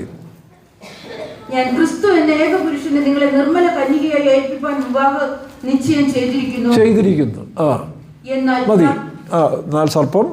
എന്നാൽ സർപ്പം ഹവ്വായെ ഉപായത്താൽ ചതിച്ചതുപോലെ. ഈ സർപ്പം എന്ന് പറഞ്ഞാൽ പിശാചിങ്ങനെ പൊത്തിമുക്കിൽ വരുന്നല്ല, ദുരുപദേശങ്ങൾ, തെറ്റായ ഉപദേശങ്ങൾ, തെറ്റായ ഗൈഡൻസ്. ഇന്ന് ബൈബിളിൽ പലതും പറയത്തില്ലേ. പലരും എന്താ പറയുക, സോഷ്യൽ മീഡിയ കൂടെ അടിച്ച് തകർക്കുകയല്ലേ. പെന്തിക്കോസിൽ അങ്ങനെ വേണ്ട, ഇങ്ങനെ വേണ്ട, എല്ലാം. അവന്മാർക്കൊന്നും ഇത് കേൾക്കാൻ ഇഷ്ടംപോലെ ആൾക്കാരുണ്ട്. ഭൂരിപക്ഷവും തിരിഞ്ഞു പോകുന്നുണ്ട്. അത് കേട്ടുകൊണ്ടിരിക്കുന്നത് അവർക്ക് ആശ കിട്ടും. ഈ മണ്ടന്മാരോ അറിഞ്ഞ സത്യത്തെ, ഇതിൽ ജനിച്ചു വളർന്നവന്മാർ പോലും ഈ സത്യത്തെ നിഷേധിച്ചുകൊണ്ട് ജീവിക്കുകയായിരുന്നു.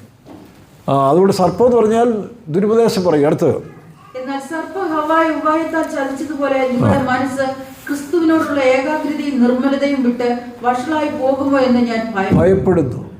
ഗലാത്യ ലേഖനം 4:19 വായിക്കുമ്പോൾ ആത്മീയമായി ജനിച്ച സന്തതികൾ അത് വിട്ടുപോകുമ്പോൾ ഉണ്ടാകുന്ന പ്രസവവേദന പൗലോസ് പറയുകയാണ്.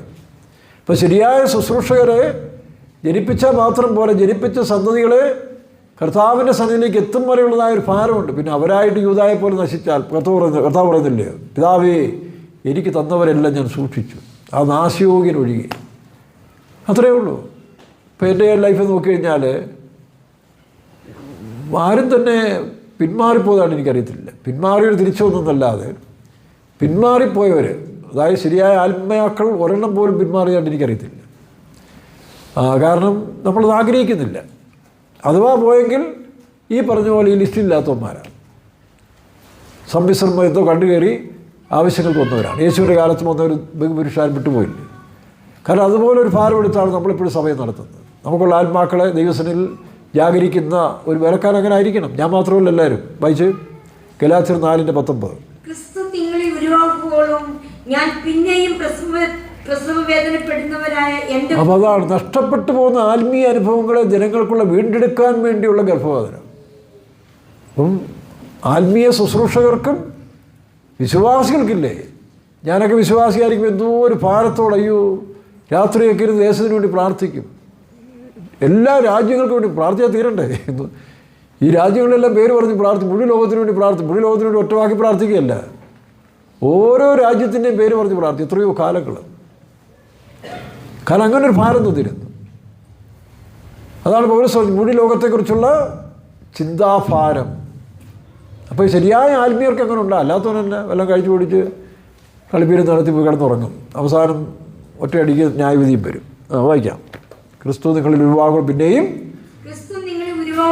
ഞാൻ പിന്നെയും പ്രസവ വേദനപ്പെടുന്നവരായ എൻ്റെ കുഞ്ഞുങ്ങളെ. അതിൻ്റെ അർത്ഥം ഇത് ആത്മീയരോടുള്ള ദൂതാണ്, അല്ല കുഞ്ഞുങ്ങളെ ജനിപ്പിക്കുന്നതല്ല. കുഞ്ഞുങ്ങളായതിനു ശേഷം ആത്മീയരല്ലാതെ പോകുമ്പോൾ ദൈവത്തിൻ്റെ പ്ലാനില്ലാതെ സങ്കടവും ദുഃഖവും വരും.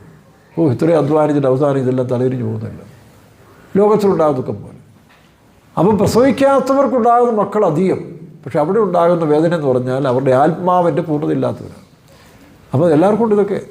അപ്പം നിന്ന നമുക്കറിയാം, ശമൂലിലെ പ്രവാചകൻ എന്ന് പറഞ്ഞൊരു വലിയ മനുഷ്യനെ ഒഴിവാക്കുന്നതിന് മുൻപ് ദൈവം ഒരു ബ്ലോക്ക് കൊടുത്തിരുന്നു. ഇത് ശ്രദ്ധിച്ചോണം കേട്ടോ. ഇനി തിരിച്ചു വരാം, വായിക്കാം. അവിടെ അന്ന എന്ന് പറയുന്ന സ്ത്രീ എല്ലാ സൗകര്യങ്ങളും ഉണ്ട്, നോക്കണം, എല്ലാ സൗകര്യമുണ്ട്. അനുഗ്രഹിക്കപ്പെട്ടൊരു ഭർത്താവുമുണ്ട്. ആ ഭർത്താവ് പറയുക, നിനക്ക് മക്കളില്ലേ, ഞാനില്ലേ, 10 പുത്രന്മാരെക്കാൾ നിനക്ക് നല്ലതല്ലേ. പക്ഷേ ഇതുകൊണ്ടൊന്നും കാര്യം നടക്കുന്നില്ല. അവൾക്ക് വേദനയാണ്, കാരണം കുഞ്ഞുങ്ങൾ ജനിക്കണം. ഇതൊരു ദൈവ പദ്ധതിയാണ്. അപ്പോൾ ഇവിടെ ജനിക്കാൻ പോകുന്ന കുഞ്ഞെന്ന് പറയുന്നത് സാധാരണ ഒരു കുട്ടിയല്ല. ശ്രദ്ധിച്ചോണം, എല്ലാ കുടുംബക്കാരും ശ്രദ്ധിച്ചോണം. ഇവിടെ ജനിക്കാൻ പോകുന്ന കുഞ്ഞെന്ന് പറയുന്നത് ഒരു സാധാരണക്കാരൻ കുട്ടിയല്ല. ഇസ്രായേലിനും വരുംകാലം മുഴുവൻ സുവിശേഷത്തിൻ്റെ ഒരു പ്രവാചകനായിട്ടൊരു സമൂഹം വേണം. അതിച്ചിരി ബുദ്ധിമുട്ടാണ്. നമ്മുടെ മറിയത്തെക്കുറിച്ച് നോക്കിയേ. അവർക്ക് കൃപ ലഭിച്ചതെന്ന് പറഞ്ഞതിൻ്റെ കാരണം എന്താ? ഇസ്രായേലിൻ്റെ നാട്ടുനടപ്പിൽ യെശയ്യാപ്രവചനത്തിൽ കാണുന്ന 700 വർഷങ്ങൾക്ക് മുമ്പ് യെശയ്യാപ്രവചനത്തിൽ എഴുതിയിരിക്കുന്ന വചനം, കന്യ ഗർഭിണിയായ ഒരു മകനെ പ്രസവിക്കും. ഞാനിങ്ങനെ കേട്ടിട്ടുണ്ട്, ഈ വചനം ട്രാൻസ്ലേറ്റ് ചെയ്തത് നമ്മുടെ ശിമിയോൻ എന്ന് പറഞ്ഞ ഒരാൾ. ഏതാ? യേശുവിനെ ദേവാലയത്തിൽ കണ്ട മനുഷ്യൻ ശിമിയോൻ എന്ന് പറഞ്ഞൊരുത്തൻ ആണ് ഇത് ഭാഷയിലേക്ക് ഗ്രീക്കിലേക്ക് ട്രാൻസ്ലേറ്റ് ചെയ്തു. അതായത് അരാമ്യ ഭാഷയിൽ നിന്ന് എബ്രായിലേക്കോ ഗ്രീക്കിലേക്കോ ട്രാൻസ്ലേറ്റ് ചെയ്യുന്ന സമയത്തിൽ ഈ യെശയ്യാപ്രവചനത്തിൽ ഈ വാക്ക് തനിക്ക് ഉടക്കി. താൻ ബുദ്ധിയുള്ളവനാണ്, നല്ല ബുദ്ധിയുള്ളവനാണ്. അതുകൊണ്ട് തൻ്റെ ബുദ്ധിയിൽ കന്യ ഗർഭിണിയായ ഒരു മകനെ പ്രതി എന്ത് പരിപാടിയാണ്? ബന്ധപ്പെട്ട് കഴിഞ്ഞാൽ പിന്നെ കന്യാത്വം പോയില്ലേ, പിന്നെ ഗർഭിണിയായി പ്രസവിക്കുമ്പോൾ കന്യയാണ്. ഇതെൻ്റെ മനസ്സിൽ കിടന്ന് കുഴഞ്ഞു. അപ്പോൾ താനത് ട്രാൻസ്ലേറ്റ് ചെയ്യാനിങ്ങനെ മടിച്ചു, കാരണം ഒറിജിനൽ ട്രാൻസ്ലേഷൻ കൊടുക്കണ്ടേ. ഇപ്പോൾ കന്യ ഗർഭിണിയായി മകനെ പ്രസവിക്കുന്ന വിഷയം എഴുതാൻ ഈ ശിമിയോൻ എന്ന് പറയുന്ന പുള്ളിക്കാരൻ അദ്ദേഹത്തിന് ബുദ്ധിമുട്ട് പോലെ തോന്നി. ഉടനെ നമ്മുടെ യോഹന്നാൻ്റെ അപ്പനോട് കർത്താവ് പറഞ്ഞ പോലെ, നിൻ്റെ കണ്ണ് കാണുന്നത് വരെയും നീ ഈ ഭൂമിയിൽ ജീവിക്കുമെന്ന് പറഞ്ഞു. ശരി, നീ എഴുതിക്കോ, നീ ഇത് കണ്ടിട്ടേ മടങ്ങിപ്പോകത്തുള്ളൂ പറഞ്ഞു. അതുകൊണ്ടാണ് ഈ ദേവാലയത്തിൽ വെച്ച് ശിമിയോൻ കുഞ്ഞിനെ കയ്യിലെത്തുമ്പോൾ, കർത്താവ് ഇനി എന്നെ വിട്ടയക്കരുതോ, നീ പറഞ്ഞതുപോലെ കുഞ്ഞിനെ ഞാൻ കണ്ടു, ഇനിയെങ്കിലും എൻ്റെ വർഷങ്ങളോടെ ജീവിച്ചെന്നാണ് പറഞ്ഞത്. അവനിങ്ങനെ ഓരോ കുഞ്ഞിനെയും പരിശോധനയാക്കാൻ കൊണ്ടുമ്പോൾ ഈ ശിമിയോൻ ആ വാക്യം കണ്ടോ,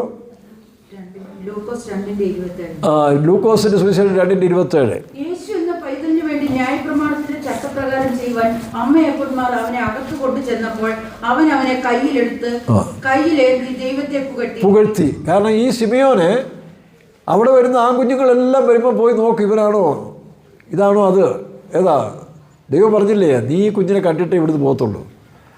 അപ്പോൾ ആ കാര്യം പറഞ്ഞത് ഓരോ ആൺകുഞ്ഞുങ്ങൾ വരുമ്പോഴും നോക്കും, ഇവനാണോ അവൻ, അല്ല. അങ്ങനെ വർഷങ്ങൾ, അനേക നാളുകൾ, എത്ര വർഷമാണ് ചിന്തിച്ച് നോക്കണം. ഏത് വർഷത്തിലെ ട്രാൻസ്ലേഷൻ എഴുതുന്നില്ലെങ്കിലും ഒരു 10-100 വയസ്സിനൊക്കെ മേളിൽ പോയി. താനിങ്ങനെ നടക്കുക, നിറച്ചു മൂത്ത് ഇങ്ങനെ ദേവാലയം വിട്ട് പിരിയാതെ ഇങ്ങനെ ഓരോ കുഞ്ഞുങ്ങളും ജനിക്കുമ്പോൾ കാത്തിരിക്കുക. അവസാനം കണ്ടെത്തി, കയ്യിലെത്തപ്പോൾ ആത്മാവിൻ്റെ ഡീലിങ്സ് ഉണ്ടായി. വായിച്ചേ. ഇപ്പോൾ നാഥ തിരുവചനം പോലെ നീ അടിയനെ നോക്കണം. ഇപ്പോൾ നാഥ തിരുവചനം പോലെ നീ അടിയനെ സമാധാനത്തോടെ വിട്ടയക്കുന്നു. നോക്കണം, മതി. സമാധാനത്തോടെ വിട്ടയക്കുന്നു. കണ്ട് തൃപ്തരായി മരിച്ചു. അപ്പം അങ്ങനെ ആ ശിമിയോൻ എന്ത് ചെയ്തു? ഈ യേശുവിനെ കണ്ടെത്തി. അപ്പോൾ ഈ കന്യയെ ആയ അല്ലെങ്കിൽ യേശുവിനെ പിറപ്പിക്കാൻ വേണ്ടി മറിയം വിവാഹം നിശ്ചയം കഴിഞ്ഞൊരു സ്ത്രീയായിരുന്നു. കന്യകത്വത്തിന് വേണ്ടി കോൺവെൻറ്റിൽ മഠത്തിൽ താമസിച്ചവളാണ്. അന്ന് ഇസ്രായേൽ ഒരു നാട്ടിടപ്പുണ്ട്. ഈ പറഞ്ഞ കന്യ ഗർഭിണിയായ മകനെ പ്രസവിക്കുമെന്ന വാഗ്ദത്വം നിറവേറ്റാൻ കന്യാസ്ത്രീകളെ പോലെ കന്യാത്വത്തിന് വേണ്ടി കാത്തിരുന്ന പെൺകുട്ടികളുണ്ടായിരുന്നു. ഈ കോൺവെൻറ്റുകൾ എന്ന് പറഞ്ഞാൽ മഠത്തിൽ താമസിക്കുമായിരുന്നവർ. അവർക്ക് പ്രത്യേക സംവിധാനം ഉണ്ടായിരുന്നു. ഏകദേശം ടീനേജിൽ തന്നെ ആ പിള്ളേർ വരും. 13 വയസ്സാകുമ്പോൾ 12-13 വയസ്സാകുമ്പോൾ ഈ മഠത്തിൽ താമസിക്കും. ഇന്നത്തെ കാലത്തൊക്കെ നേരത്തെയല്ല കല്യാണം. അപ്പോൾ കന്യകത്വ കാലം എന്ന് പറയുന്ന ഒരു കാലമുണ്ട്. ടീനേജിൻ്റെ കാലമാണെന്ന് എൻ്റെ അറിവിൽ. ടീനേജിൻ്റെ കാലമാണ്. ടീനേജ് എന്ന് പറഞ്ഞാൽ അതാണ്. ടീനേജ് എന്ന് പറഞ്ഞാൽ 13 മുതൽ 19 വരെ. അതായത് 13, 14, 15, 16, 17, 18, 19. ഈ 19, 13 അതാണ് ടീനേജ് എന്ന് പറയുന്നത്. ചിലരുടെ ടീനേജ് വെച്ചാൽ അവർക്ക് അറിയത്തില്ല. ഇതുതന്നെയാണ് 13 മുതൽ 19 വരെ. എൻ്റെ ടീനേജ് അവസാനിക്കുന്ന സമയത്താണ് കർത്താവ് എൻ്റെ 19ാമത്തെ വയസ്സിൽ കണ്ടെത്തിയത്. അപ്പോൾ ഈ ടീനേജ് കഴിയുമ്പോൾ അല്ലെങ്കിൽ കന്യാസ്ത്രീത്തിനൊരു സമയം വെച്ചിരുന്നു. ആ സമയത്തിൽ ഈ കന്യാസ്ത്രീകൾ അല്ലെങ്കിൽ പെൺകുട്ടികൾ യേശു ജനിച്ചില്ലെങ്കിൽ അവർക്ക് പിന്നെ കല്യാണം കഴിക്കാം. പിന്നെ അടുത്ത ബാച്ച് വരും. അതുകൊണ്ടാണ് ഇവരുടെ കന്യാസ്ത്രീകാലം കഴിഞ്ഞ് വിവാഹ നിശ്ചയം നടത്തി. ഇനി ഒരു കാലത്തും ആ മറിയത്തിൽ യേശു ജനിക്കത്തില്ല. മനസ്സിലാവുന്നോ? അതാണ് കൃപ ലഭിച്ചെന്ന് പറയുന്നത്. ഇസ്രായേലിൻ്റെ വ്യവസ്ഥ പ്രകാരം കന്യകാലം കഴിഞ്ഞവളാണ്. ഇനി വേറൊരുത്തരെ കാണുന്നുണ്ടല്ലോ, അന്ന, വേറൊരു അന്നായ അല്ലേ? മത്തായി സുവിശേഷത്തിലും ലൂക്കോസ് സുവിശേഷത്തിലാണ്. അവൾ കന്യകാലം കഴിഞ്ഞ് പിന്നെ ഭർത്താവിനോട് ജീവിച്ചു, പിന്നെ വിധവയായി. 3 ഘട്ടത്തിൽ ജീവിച്ചൊരു സ്ത്രീയുണ്ട്. മത്തായി സുവിശേഷം 2-ലാണെന്ന് തോന്നുന്നു, അല്ലെങ്കിൽ ലൂക്കോസ് സുവിശേഷത്തിലുണ്ട്. അന്ന എന്ന് പറയുന്ന ഒരു പ്രവാചകി ദേവാലയം വിട്ടുപിരിയാതെ 2:34 വായിക്കുക. മൈക്ക് വായിക്കുക, ശബ്ദമായിട്ട് വായിക്കുക.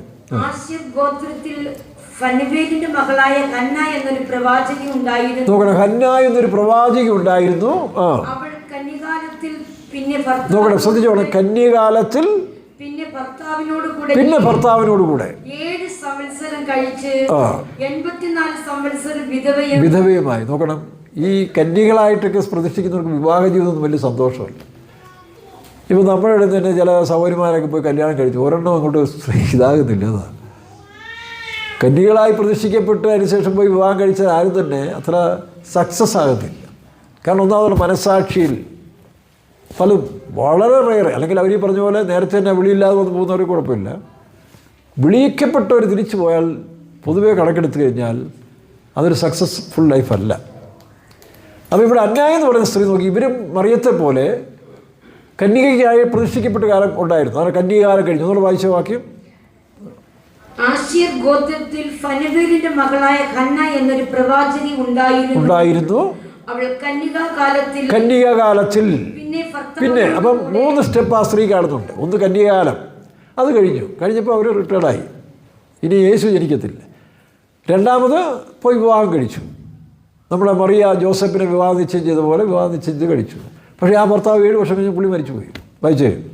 പിന്നെ ഭർത്താവിനോട് കൂടെ 7 സംവത്സരം കഴിച്ച് 84 സംവത്സരം വിധവയും. അപ്പൊ 7 വർഷം ഭർത്താവ് കഴിഞ്ഞ് മരിച്ചെന്നുള്ള എങ്ങനെ അറിയാം? അല്ല, ഡിവോഴ്സ് ചെയ്യാൻ പോയി. ഡിവോഴ്സിങ് നടന്നായിരിക്കും, അത് കാണുമായിരിക്കുമല്ലോ അല്ലേ? പക്ഷെ മരിച്ചെന്നുള്ള എങ്ങനെ അറിയാം? അതാണ് വിധവ എന്നുള്ളത് പേര് കൊടുത്തിരിക്കുന്നതുകൊണ്ട് മരിക്കാതെ വിധവയാകത്തില്ല. അതുകൊണ്ടാണ് അവൾ കന്യകാലം കഴിഞ്ഞു, 7 വർഷം ഭർത്താവിനോട് ജീവിച്ചു, പിന്നെ 84 വയസ്സ്. വായിച്ചേ. 84 സംവത്സരം വിധവയും. നോക്കട്ടെ, 84 സംവത്സരം വിധവയാണ്. അപ്പോൾ 84 7 91. 91 19 കുട്ടിക്ക് നമ്മൾ ഒരു ആവറേജ് പറയാം കേട്ടോ. 91 19 ആയപ്പോൾ എത്രയായി? 110 വയസ്സായ ഒരു അമ്മ യേശുവിൻ്റെ വരവിന് വേണ്ടി കാത്തിരുന്നു. അവളും കർത്താവിനെ കണ്ടു. വായിച്ചേ. വളരെ വയസ്സ് ചെന്നവളുമായി ദേവാലയം വിട്ടു പിരിയാതെ. അതൊക്കെ ദേവാലയത്തിൽ ഇങ്ങനെ യേശുവിൻ്റെ വരവിന് വേണ്ടി കാത്തിരുന്ന് പലരും ഉണ്ട്. പക്ഷേ സിമിയോനെ അതല്ല. സിമിയോൻ ട്രാൻസ്ലേഷൻ ഇത് സംശയിച്ചപ്പോൾ എന്നാൽ അത് കണ്ടിട്ട് പോയാൽ മതി എന്ന് പറഞ്ഞതാണ്. ശരി, എന്നാൽ പിന്നെ അത് കണ്ടിട്ട് പോയാൽ മതി പറഞ്ഞ് പിടിച്ചുകൊണ്ടിരുത്തിയതാണ്. അവനും ദേവാലയത്തിൽ. അങ്ങനെ യേശുവിനെ കണ്ടപ്പോൾ നാദാ ഇനി എൻ്റെ കുട്ടിയെ മതി. ഈ അടുത്ത കാലത്ത് വെലകുന്നൂർ തൃശ്ശൂരിൽ ഒരു അപ്പച്ചൻ എന്നെ എന്നും വിളിക്കും, എൻ്റെ അച്ചായ ഒന്ന് പ്രാർത്ഥിച്ചയക്കേ. കഴിഞ്ഞ വർഷം വിളിച്ചപ്പോൾ ഞാൻ പറഞ്ഞു സെഞ്ചുറി തികയട്ടെന്ന് പറഞ്ഞു. ഏതായാലും ഇത്രയായില്ല, ഇനിയിപ്പോൾ നമുക്ക് സെഞ്ചുറി തികച്ചിട്ട് പോകാം. 2 വർഷം ഞാനങ്ങനെ പറഞ്ഞു ഇപ്പോൾ സെഞ്ചുറി തികച്ചു. സെഞ്ചുറി വളവിലച്ചായ എന്നാ പേര്. വളവിലച്ചായൻ്റെ സെഞ്ചുറി 100 കഴിഞ്ഞപ്പം പിള്ളേരൊക്കെ അവിടെ നിന്നെല്ലാം വന്ന് വലിയൊരു ആഘോഷമായിട്ട് പ്രാർത്ഥനയൊക്കെ വെച്ച് നല്ല സാപ്പാട് കൊടുത്തു വിട്ടു അവരവരുടെ സ്ഥലത്തിന് പോയി. പിന്നെ ഞാൻ ഒറ്റപ്പെട്ടച്ചാ. ഈ ഒറ്റപ്പെടൽ പറഞ്ഞപ്പോഴാണ് ഒറ്റപ്പെട്ട് കിടക്കുക. വയ്യ, ഒരു വേലക്കാരി ചെന്ന് എന്തെങ്കിലും ഉണ്ടാക്കി തരും, അവൾ പോവും. പിന്നെ ആകെ സന്തോഷം നിങ്ങളെയൊക്കെ വിളിക്കുന്നത്. ഞാൻ പറഞ്ഞു എന്ന് വേണേലും വിളിച്ചു, ഏത് പാതിരാത്രി വേണേലും വിളിച്ചു. നമ്മളിങ്ങനെ ATM സർവീസ് പോലെ ഇരിക്കുക. അതാണ് ആർക്ക് വേണ്ടി ഇങ്ങനെ പ്രയോജനപ്പെടട്ടെ. ഏതായാലും ഒരു ലൈഫ് കർത്താവ് തന്നു, തിരിച്ചു തന്നാൽ അത് ആർക്കെങ്കിലും നന്മയുണ്ട്. അതുകൊണ്ട് അച്ഛൻ ഏത് പാതിരാത്രി വേണം വിളിച്ചോളാൻ പറഞ്ഞു. അപ്പോൾ അങ്ങനെ 3-4 പേരെ വിളിക്കും. റോയ് പാസ്റ്ററെ വിളിക്കും, അവരെ വിളിക്കും. ഇതാണ് പുള്ളിയുടെ സന്തോഷം. അപ്പോൾ ഇനിയെങ്കിലും എന്നെ പറഞ്ഞയക്കരുതെന്ന് ചോദിക്കുന്നത്. അതാണ് ഇനിയെങ്കിലും പറഞ്ഞയക്കരുത്. അപ്പോൾ ഞാൻ പറഞ്ഞു സച്ചിൻ തെണ്ടുൽക്കർ ഡബിൾ സെഞ്ചുറി അടിച്ച് ചേർത്ത് വെക്കണമെന്ന് പറഞ്ഞു. അതാണ് സച്ചിൻ സെഞ്ചുറി. ഇനിയിപ്പോൾ അച്ഛന് ഒരു സെഞ്ചുറി കൂടെ കിടന്നോട്ടെ, ഏതായാലും ധൃതി വെക്കേണ്ടെന്ന് പറഞ്ഞു. എന്ന് പറഞ്ഞ് ആശ്വസിപ്പിച്ച് പ്രാർത്ഥിച്ചു വിടും, അല്ല എന്ത് ചെയ്യും. പക്ഷേ മനുഷ്യൻ മടുത്തു പോകും. ഒരു സമയം കഴിഞ്ഞാൽ പിന്നെ മനുഷ്യൻ മടുത്തു പോകും. ചിന്തിച്ചു, ഈ മരണമെന്ന് പറയുന്നൊരു പ്രതിഭാസം ഇല്ലായിരുന്നെങ്കിൽ എന്തുമായിരുന്നു. ഓരോരുത്തരുടെ വീട്ടിൽ ഇന്ന് ഒരെണ്ണത്തിനെ തന്നെ വഹിക്കാൻ മേലെയോ. ഒരു കിളവിനെയും എങ്ങനെയെങ്കിലും വഴി കളയാമെന്ന് വിചാരിച്ചിരിക്കുമ്പോൾ ഇതൊക്കെ മരിക്കാതിരുന്നെങ്കിൽ 3-4 തലമുറ കാർന്നന്മാരൊക്കെ ഇരുന്നെങ്കിൽ എന്തുമായിരുന്നേനെ. അപ്പോൾ മരണം ഒരു അനുഗ്രഹം തന്നെ കേട്ടോ. മരണം ഒരു അനുഗ്രഹം തന്നെയാണ്. എത്രയും പെട്ടെന്ന് തികച്ചു പോകണം. നമ്മളെ സംബന്ധിച്ച് തികച്ചു പോകുന്ന നല്ലതാണ്, തികയാതെ പോയ കഷ്ടമാണ്. അപ്പോൾ ഈ അന്ന എന്ന് പറയുന്ന പ്രവാചികൾ അപ്പം മറിയയും കന്യാകാലം കഴിഞ്ഞ് വിവാഹ നിശ്ചയം ചെയ്യുമ്പോഴാണ്. അതിൻ്റെ അർത്ഥം ഇനി ഒരു കാലത്തും ഈ മറിയത്തിൽ യേശു ജനിക്കാൻ വകുപ്പില്ല ഇസ്രായേൽ കണക്കും പ്രകാരം. കാരണം കന്യാകാലം കഴിഞ്ഞു. പക്ഷേ കന്യാകാലം കഴിഞ്ഞെങ്കിലും വിവാഹിത അല്ലാത്തതുകൊണ്ട് അവൾ കന്യകയാണ്. അതുകൊണ്ടാണ് യേശു പറഞ്ഞു കൃപ ലഭിച്ചവളെ നിനക്ക്, കാരണം വ്യവസ്ഥ പ്രകാരം നിന്നിൽ ജനിക്കാൻ വകുപ്പില്ലെങ്കിലും കൃപ ലഭിച്ചവൾ എന്ന് പറഞ്ഞാൽ കന്യകാലം കഴിഞ്ഞെങ്കിലും അപ്പോഴും കന്യകളായിട്ട് ഒരുപാട് അവിടെ കാത്തിരിപ്പുണ്ട്, വെയിറ്റിംഗ് ലിസ്റ്റ് ഇഷ്ടം പോലെ ഉണ്ട്. പക്ഷേ നിനക്ക് കൃപ ലഭിച്ചു. കൃപ ലഭിച്ചവളെ നിനക്ക് വന്ദനം. അപ്പോൾ ആ കൃപ ലഭിച്ചവളെന്ന് പറയുമ്പോൾ മറുഭാഗം കൂടി ശ്രദ്ധിച്ചോണം, അത് വിശ്വസിച്ചുകൊണ്ടാണ് അവൾ ഭാഗ്യവതി. അല്ലാതെ ഈ പറഞ്ഞ പോലെ യേശു ജനിക്കാനുള്ള കാരണം അവൾ വിശ്വസിച്ചു. ആ വിശ്വാസമാണ് പ്രധാനം. വായിച്ച വാക്യം ലൂക്കോസ് 1-ന്റെ ലൂക്കോസിന്റെ സുവിശേഷം 1:28 ദൂതൻ അവളുടെ അടുക്കൽ അകത്ത് ചെന്ന് കൃപ ലഭിച്ചവളെ നിനക്ക് വന്ദനം, കൃപ ലഭിച്ചവളെ നിനക്ക് വന്ദനം, കർത്താവ് നിന്നോട് കൂടെ ഉണ്ട് എന്ന് പറഞ്ഞു. അവൾ ആ വാക്ക് കേട്ട് ഭ്രമിച്ചു. ഭ്രമിച്ചെന്നുള്ള വിശ്വസിച്ചെന്നുള്ള അതിൻ്റെ ട്രാൻസ്ലേഷൻ കേട്ടോ. അവൾ വിശ്വസിച്ചു. പ്രഭവം കാണുമായിരിക്കും, കാരണം ദൂതം വന്നതല്ലേ. പക്ഷെ അവൾ വിശ്വസിച്ചു. അത് പിന്നീടുള്ള പ്രവചനത്തിലെല്ലാം കാണുന്നുണ്ട്. അപ്പോൾ അതാണ് അവളുടെ ഭാഗ്യവതി. അപ്പോൾ എല്ലാം ടോട്ടലി ക്രിസ്തുവാണെന്നുള്ളത് ഇന്ന് പോപ്പ് പറഞ്ഞ സത്യമാണ്. യേശു ക്രിസ്തുവാണ്. മറ്റത് കൃപ ലഭിച്ചുകൊണ്ടാണ്. പിന്നെ മറ്റൊരു കാര്യമല്ലേ, യേശു ക്രിസ്തു എന്ന രക്ഷകൻ ജനിച്ചത് ഏറ്റവും വലിയ ഭാഗ്യവതി എന്ന് എഴുതും. ലോകം മുഴുവൻ ഭാഗ്യവതിയായിട്ട്, അത് കറക്റ്റാണ്. തലമുറയായിട്ട് ഇന്നും അവൾ ഭാഗ്യവതിയാണ്. പക്ഷേ ആവശ്യമില്ലാത്ത വേറെ ഇത് കാര്യങ്ങൾ കൊടുത്തതാണ് ഞങ്ങൾ തെറ്റിച്ചത്. അല്ലാതെ മറിയയെ സംബന്ധിച്ചിടത്തോളം നമ്മുടെ ഏറ്റവും പ്രിയപ്പെട്ട സഹോദരിയാണ്, വിശുദ്ധയായി മരിച്ചതാണ്. അവർ മരിച്ചു. അവർ അമലോത്ഭയാണെന്ന് പറയുന്നതിൽ അമലോത്ഭയാന്ന് കഴിഞ്ഞ ദിവസം പറഞ്ഞില്ലേ, അതിനൊരു വ്യാഖ്യാനം പറയുന്നതാണ് അസംപ്ഷൻ ആൻഡ് അസെൻഷൻ. കത്തോലിക്കർ പറയുന്നൊരു വ്യാഖ്യാനം അസംപ്ഷനും അസെൻഷനുമാണ്. അസംപ്ഷൻ എന്ന് പറഞ്ഞാൽ സ്വർഗാരോഹണം. അസെൻഷൻ എന്ന് പറയുന്നത് സ്വർഗാരോഹണം. യേശു അസംപ്ഷൻ, മറിയ അസംപ്ഷൻ. ചങ്ങനാശ്ശേരിയിൽ അസംപ്ഷൻ കോളേജില്ലേ, മറിയയുടെ പേരിലുള്ള കോളേജാണ്. അപ്പോൾ അസംപ്ഷൻ എന്ന് പറഞ്ഞാൽ സ്വർഗാരോപണം. ആരോപണം എന്ന് പറഞ്ഞാൽ രോപണം, മറ്റേത് രോഹണം, രണ്ടും രണ്ടാണ്. Assumption assumption. അപ്പം അവർ ഒരു ഭാഗത്തിൽ അവർ പറയുകയാണ് യേശു തനിയെ സ്വർഗാരോഹണം പോയി, മറിയെ എന്ത് ചെയ്തു, കർത്താവ് നേരത്തെ സ്വർഗത്തിലേക്ക് വിളിച്ചെന്നാണ്. അതാണ് സ്വർഗാരോപണം. ഇത് ആരാ ഇപ്പോഴല്ലേ ഇതൊക്കെ വ്യാഖ്യാനിച്ച് കൊടുക്കുന്നത്. ഇത് വ്യാഖ്യാനിക്കുക അറിവില്ലാത്തതുകൊണ്ട് മാതാവ് സ്വർഗാരോഹണം ചെയ്തു, ഇങ്ങനെ പറഞ്ഞു, മാതാവ് സ്വർഗാരോഹണം ചെയ്തു. സ്വർഗാരോഹണമല്ല, സ്വർഗാരോപണമെന്നാണ് അവർ പഠിപ്പിക്കുന്നത്. പക്ഷേ വചനം പറയുന്നത് ആദ്യഫലം ക്രിസ്തു, പിന്നെ ക്രിസ്തുവിൻ്റെ വരവിങ്കൽ. അതായത് 1 വരുന്ന 15-ാം അധ്യായം വായിക്കുമ്പോൾ പ്രത്യേകം പറയുന്നു ആദ്യഫലം ക്രിസ്തു, പിന്നെ ക്രിസ്തുവിൻ്റെ അവൻ്റെ വരവിങ്കൽ, പിന്നെ അവസാനം. വായിച്ച് 15-ൻ്റെ 26-27 ആദ്യഫലം ക്രിസ്തു, പിന്നെ അവൻ്റെ വരവിങ്കൽ. അപ്പോൾ ഉയർപ്പിൻ്റെ വരിശി പറയുമ്പോൾ, ഉയർപ്പിൻ്റെ നില പറയുമ്പോൾ 23-ാം വാക്യം വായിക്കാം. ആദ്യഫലം ക്രിസ്തു, പിന്നെ ക്രിസ്തുവിനുള്ളവർ, ക്രിസ്തുവിനുള്ളവർ അവൻ്റെ വരവിങ്കൽ. അപ്പോൾ ക്രിസ്തുവിനുള്ളവരല്ലേ മറിയയും. അപ്പം മറിയ പോലും ക്രിസ്തുവിൻ്റെ വരവിലാണ് ഉയർക്കുന്നത്. അല്ലാത്തവരാരും, ബാക്കിയുള്ളവരാം ഇത് പർദീസയിൽ അവരുടെ ആത്മാവ് റെസ്റ്റിംഗ് പ്ലേസിലിരിക്കുകയാണ്. അതെങ്ങനെ റെസ്റ്റിംഗ് നമുക്കറിയത്തില്ല. അത് പൗലോസ് 2 കൊരിന്ത്യർ 12-ാം അധ്യായത്തിൽ കണ്ട് പറയുന്നില്ല, 13 കണ്ട് പറയുന്നുണ്ട്, 13 തോന്നുന്നു. ക്രിസ്തുവിൽ ഒരു മനുഷ്യനെ ഞാൻ അറിയുന്നു, അവൻ 3-ാം സ്വർഗത്തോളം. ഇപ്പോൾ പർദീസയിൽ 3 സ്റ്റെപ്പുണ്ട്. 1-ാം സ്വർഗം, 2-ാം സ്വർഗം, 3-ാം സ്വർഗം എന്ന് പറഞ്ഞാൽ നിത്യതയുടെ പുതിയ ഭൂമി, പുതിയ ആകാശം, പുതിയ ഭൂമി, പുതിയ യെരുശലേം. അപ്പോൾ ഈ പുതിയ യെരുശലേമാണ് 3-ാം സ്വർഗം. ഇവിടുന്നാണ് പോയത്, പൗലോസ് ഭൂമിയിൽ നിന്നാണ് പോയത്. അതുകൊണ്ടാണ് ഇവിടുന്ന് കണ്ടപ്പോൾ 1, 2, 3. സ്വർഗത്തിൽ നിന്ന് വരുമ്പോൾ പുതിയ യെരുശലേം 1-ാം സ്വർഗം, പുതിയ ആകാശം 2-ാം സ്വർഗം, പുതിയ ഭൂമി 3-ാം സ്വർഗം. അപ്പോൾ പൗലോസ് 3-ാം സ്വർഗം എന്ന് പറയുന്നത് സ്വർഗത്തിൻ്റെ 1-ാം സ്വർഗം അല്ലെങ്കിൽ പുതിയ യെരുശലേമിലേക്കുള്ള റെസ്റ്റിംഗ് പ്ലേസിലിരിക്കുന്നവരാണ്, പർദീസ. അവിടേക്കാണ് ആത്മാക്കൾ എടുക്കപ്പെട്ടത്. അപ്പോൾ ഈ ആത്മാക്കൾ എങ്ങനെ വിശ്രമിക്കുന്നുള്ളത് നമുക്കറിയാം. ചിലപ്പോൾ അവർക്ക് ശരീരം എടുത്ത് വരാം. എങ്ങനെ? ദൈവം അനുവദിച്ചാൽ. ചില സ്വപ്നം കാണുന്നു, ദർശനം കാണുന്നു. ഞാൻ പാസ്റ്റർ ഏണസ്റ്റിനെ എൻ്റെ മുറി കണ്ടില്ലേ, അത് ദൈവം അനുവദിച്ച് ചിലപ്പോൾ അവരെ വിടാം. അതിന് സാത്താൻ പണ്ട് ശമൂലിനെ അയച്ചില്ലേ, ശമൂൽ പ്രവാചകന് സാത്താൻ കപ്പാസിറ്റി ഉണ്ടായിരുന്നല്ലോ. അന്ന് യേശുക്രിസ്തു മരണത്തെ പരിഹരിക്കാഞ്ഞുകൊണ്ട് മരണത്തിൻ്റെ അധികാരിയായ പിശാചിന് അന്ന് വിശുദ്ധന്മാരെ ഭൂമിയിലേക്ക് അവൻ്റെ വേഷത്തിൽ അല്ലെങ്കിൽ മറ്റൊരു വേഷത്തിൽ അയക്കാൻ സാധിച്ചിരുന്നു. അത് ശമൂൽ തന്നെ ആയിരുന്നു. ക്രിസ്ത്യാനികൾക്ക് അത് ആക്ഷേപം, അവിടെ ശമൂലൊന്നുമല്ല, പിശാചാണ്. പിശാചല്ല, ശമൂൽ തന്നെയാണ്. എന്നാൽ ഇനിമേൽ പിശാചിന് അധികാരമില്ല, കാരണം മരണത്തിൻ്റെ താക്കോല് ക്രിസ്തുവിനായി തീർന്നു. അതുകൊണ്ടാണ് കർത്താവ് വിചാരിച്ചാൽ ചില ദർശനത്തിൽ വിടാം. ഞാൻ അങ്ങനെയാണ് പാസ്റ്റർ ഏണസ്റ്റിനെ തേജസ്കരിക്കപ്പെട്ട ശരീരത്തോടുകൂടി, നിത്യതയുടെ ശരീരത്തോടുകൂടി എന്നെ പഠിപ്പിക്കാൻ വേണ്ടി പട്ടങ്ങളിൽ വെച്ച് ഞാൻ മുൻപ് പറഞ്ഞിട്ടുള്ളതാണ്, കണ്ടിട്ടുണ്ട്. അങ്ങനെ ചിലപ്പോൾ ചിലരെ ദൈവം അനുവദിക്കും. എനിവേ, അപ്പോൾ മറിയയും നമുക്കറിയാം സ്വർഗാരോപണമായിട്ടില്ല. അതാണ് ഈ വാക്യം. ഒന്നുകൂടെ വായിച്ച്. ആദ്യഫലം ക്രിസ്തു, പിന്നെ ക്രിസ്തുവിനുള്ളവർ. അപ്പോൾ ക്രിസ്തു മാത്രമേ ഉയർത്തുന്നിട്ടുള്ളൂ. അതുകൊണ്ടാണ് നമ്മൾ യോഹന്നാന്റെ സുവിശേഷം 3:13 വായിച്ച്. ഒന്നുകൂടെ വായിച്ച്. സ്വർഗത്തിൽ നിന്ന് ഇറങ്ങി വന്നവനായ, സ്വർഗത്തിൽ ഇരിക്കുന്നവനായ യേശു ക്രിസ്തു അല്ലാതെ ആരും ഇതുവരെ സ്വർഗത്തിൽ കയറിയിട്ടില്ല. വായിച്ചേ. യോഹന്നാൻ 3:13 സ്വർഗത്തിൽ നിന്ന് ഇറങ്ങി വന്നവനായി സ്വർഗത്തിൽ ഇരിക്കുന്നവനായ മനുഷ്യപുത്രൻ അല്ലാതെ ആരും സ്വർഗത്തിൽ കയറിയിട്ടില്ല. പിന്നെന്തിനാ ഇതെല്ലാം ഇടയ്ക്ക് കയറ്റി വെക്കുന്നത്? ഈയിടെ ഒരു അച്ഛൻ്റെ വ്യാഖ്യാനം പുതിയൊരു ഇത് ഞാൻ പറഞ്ഞു, ഒരു പുതിയ പ്രസ്ഥാനമായിട്ടൊരു അച്ഛൻ ഇറങ്ങിയിട്ടുണ്ട്. ഏതാ അത് മനസ്സിലാക്കി കൊടുക്കണം, ഒരു ക്ലാസ് എടുത്ത് കൊടുക്കണമെന്ന് എനിക്ക് ആഗ്രഹമുണ്ട്.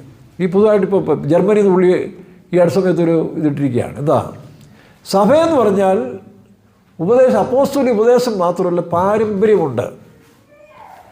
പാരമ്പര്യ ഉപദേശം എന്ന് പറഞ്ഞാൽ അത് കാലാകാലങ്ങളിൽ പോപ്പുമാർക്ക് ഈ പലതും പറഞ്ഞ് സ്ഥാപിച്ചു. പക്ഷേ അത് according to the word of God, ദൈവവചനത്തിന് അനുസൃതമായിരിക്കണം.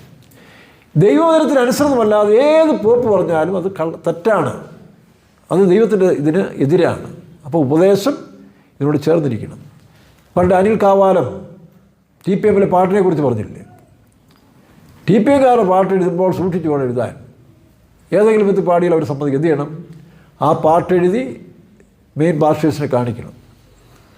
ഞാനിവിടെ നോക്കിയിട്ടുണ്ട്. ഞങ്ങൾ പാട്ട് എഴുതുന്ന സമയത്തിൽ മറ്റ് വിശ്വാസികളും വേലക്കാരൊക്കെ പാട്ട് എഴുതിക്കൊണ്ട് വരുമ്പോൾ ഞങ്ങളവിടെ മദ്രാസിലെ മ്യൂസിക് റൂമിൽ ഇരുന്നുകൊണ്ട് ഇത് റെഫർ ചെയ്യും.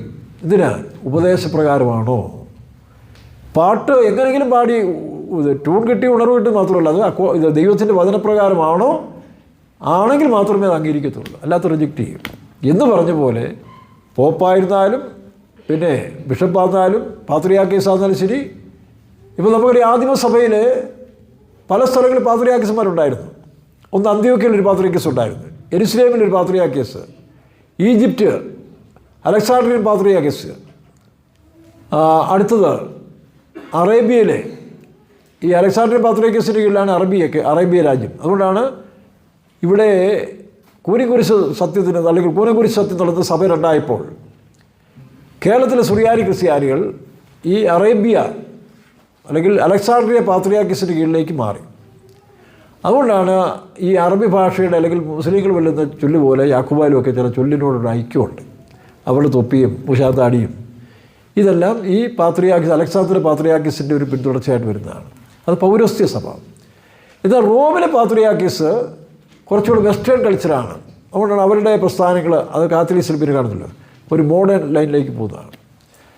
പിന്നെ ഇവിടെ ഗ്രീക്ക് മാസ്ലോണിയൻ ഗ്രീക്കിൽ ഒരു ഓർത്തഡോക്സ് ഇത് അഗായ പ്രദേശങ്ങൾ അല്ലെങ്കിൽ അഗായല്ല ഗ്രീക്ക് സൈഡിൽ മാസ്ലോണിയൻ അങ്ങനെ 5-6 പാത്രിയാർക്കീസുമാരാണ് ആദ്യകാലത്തിലുണ്ടായിരുന്നത്.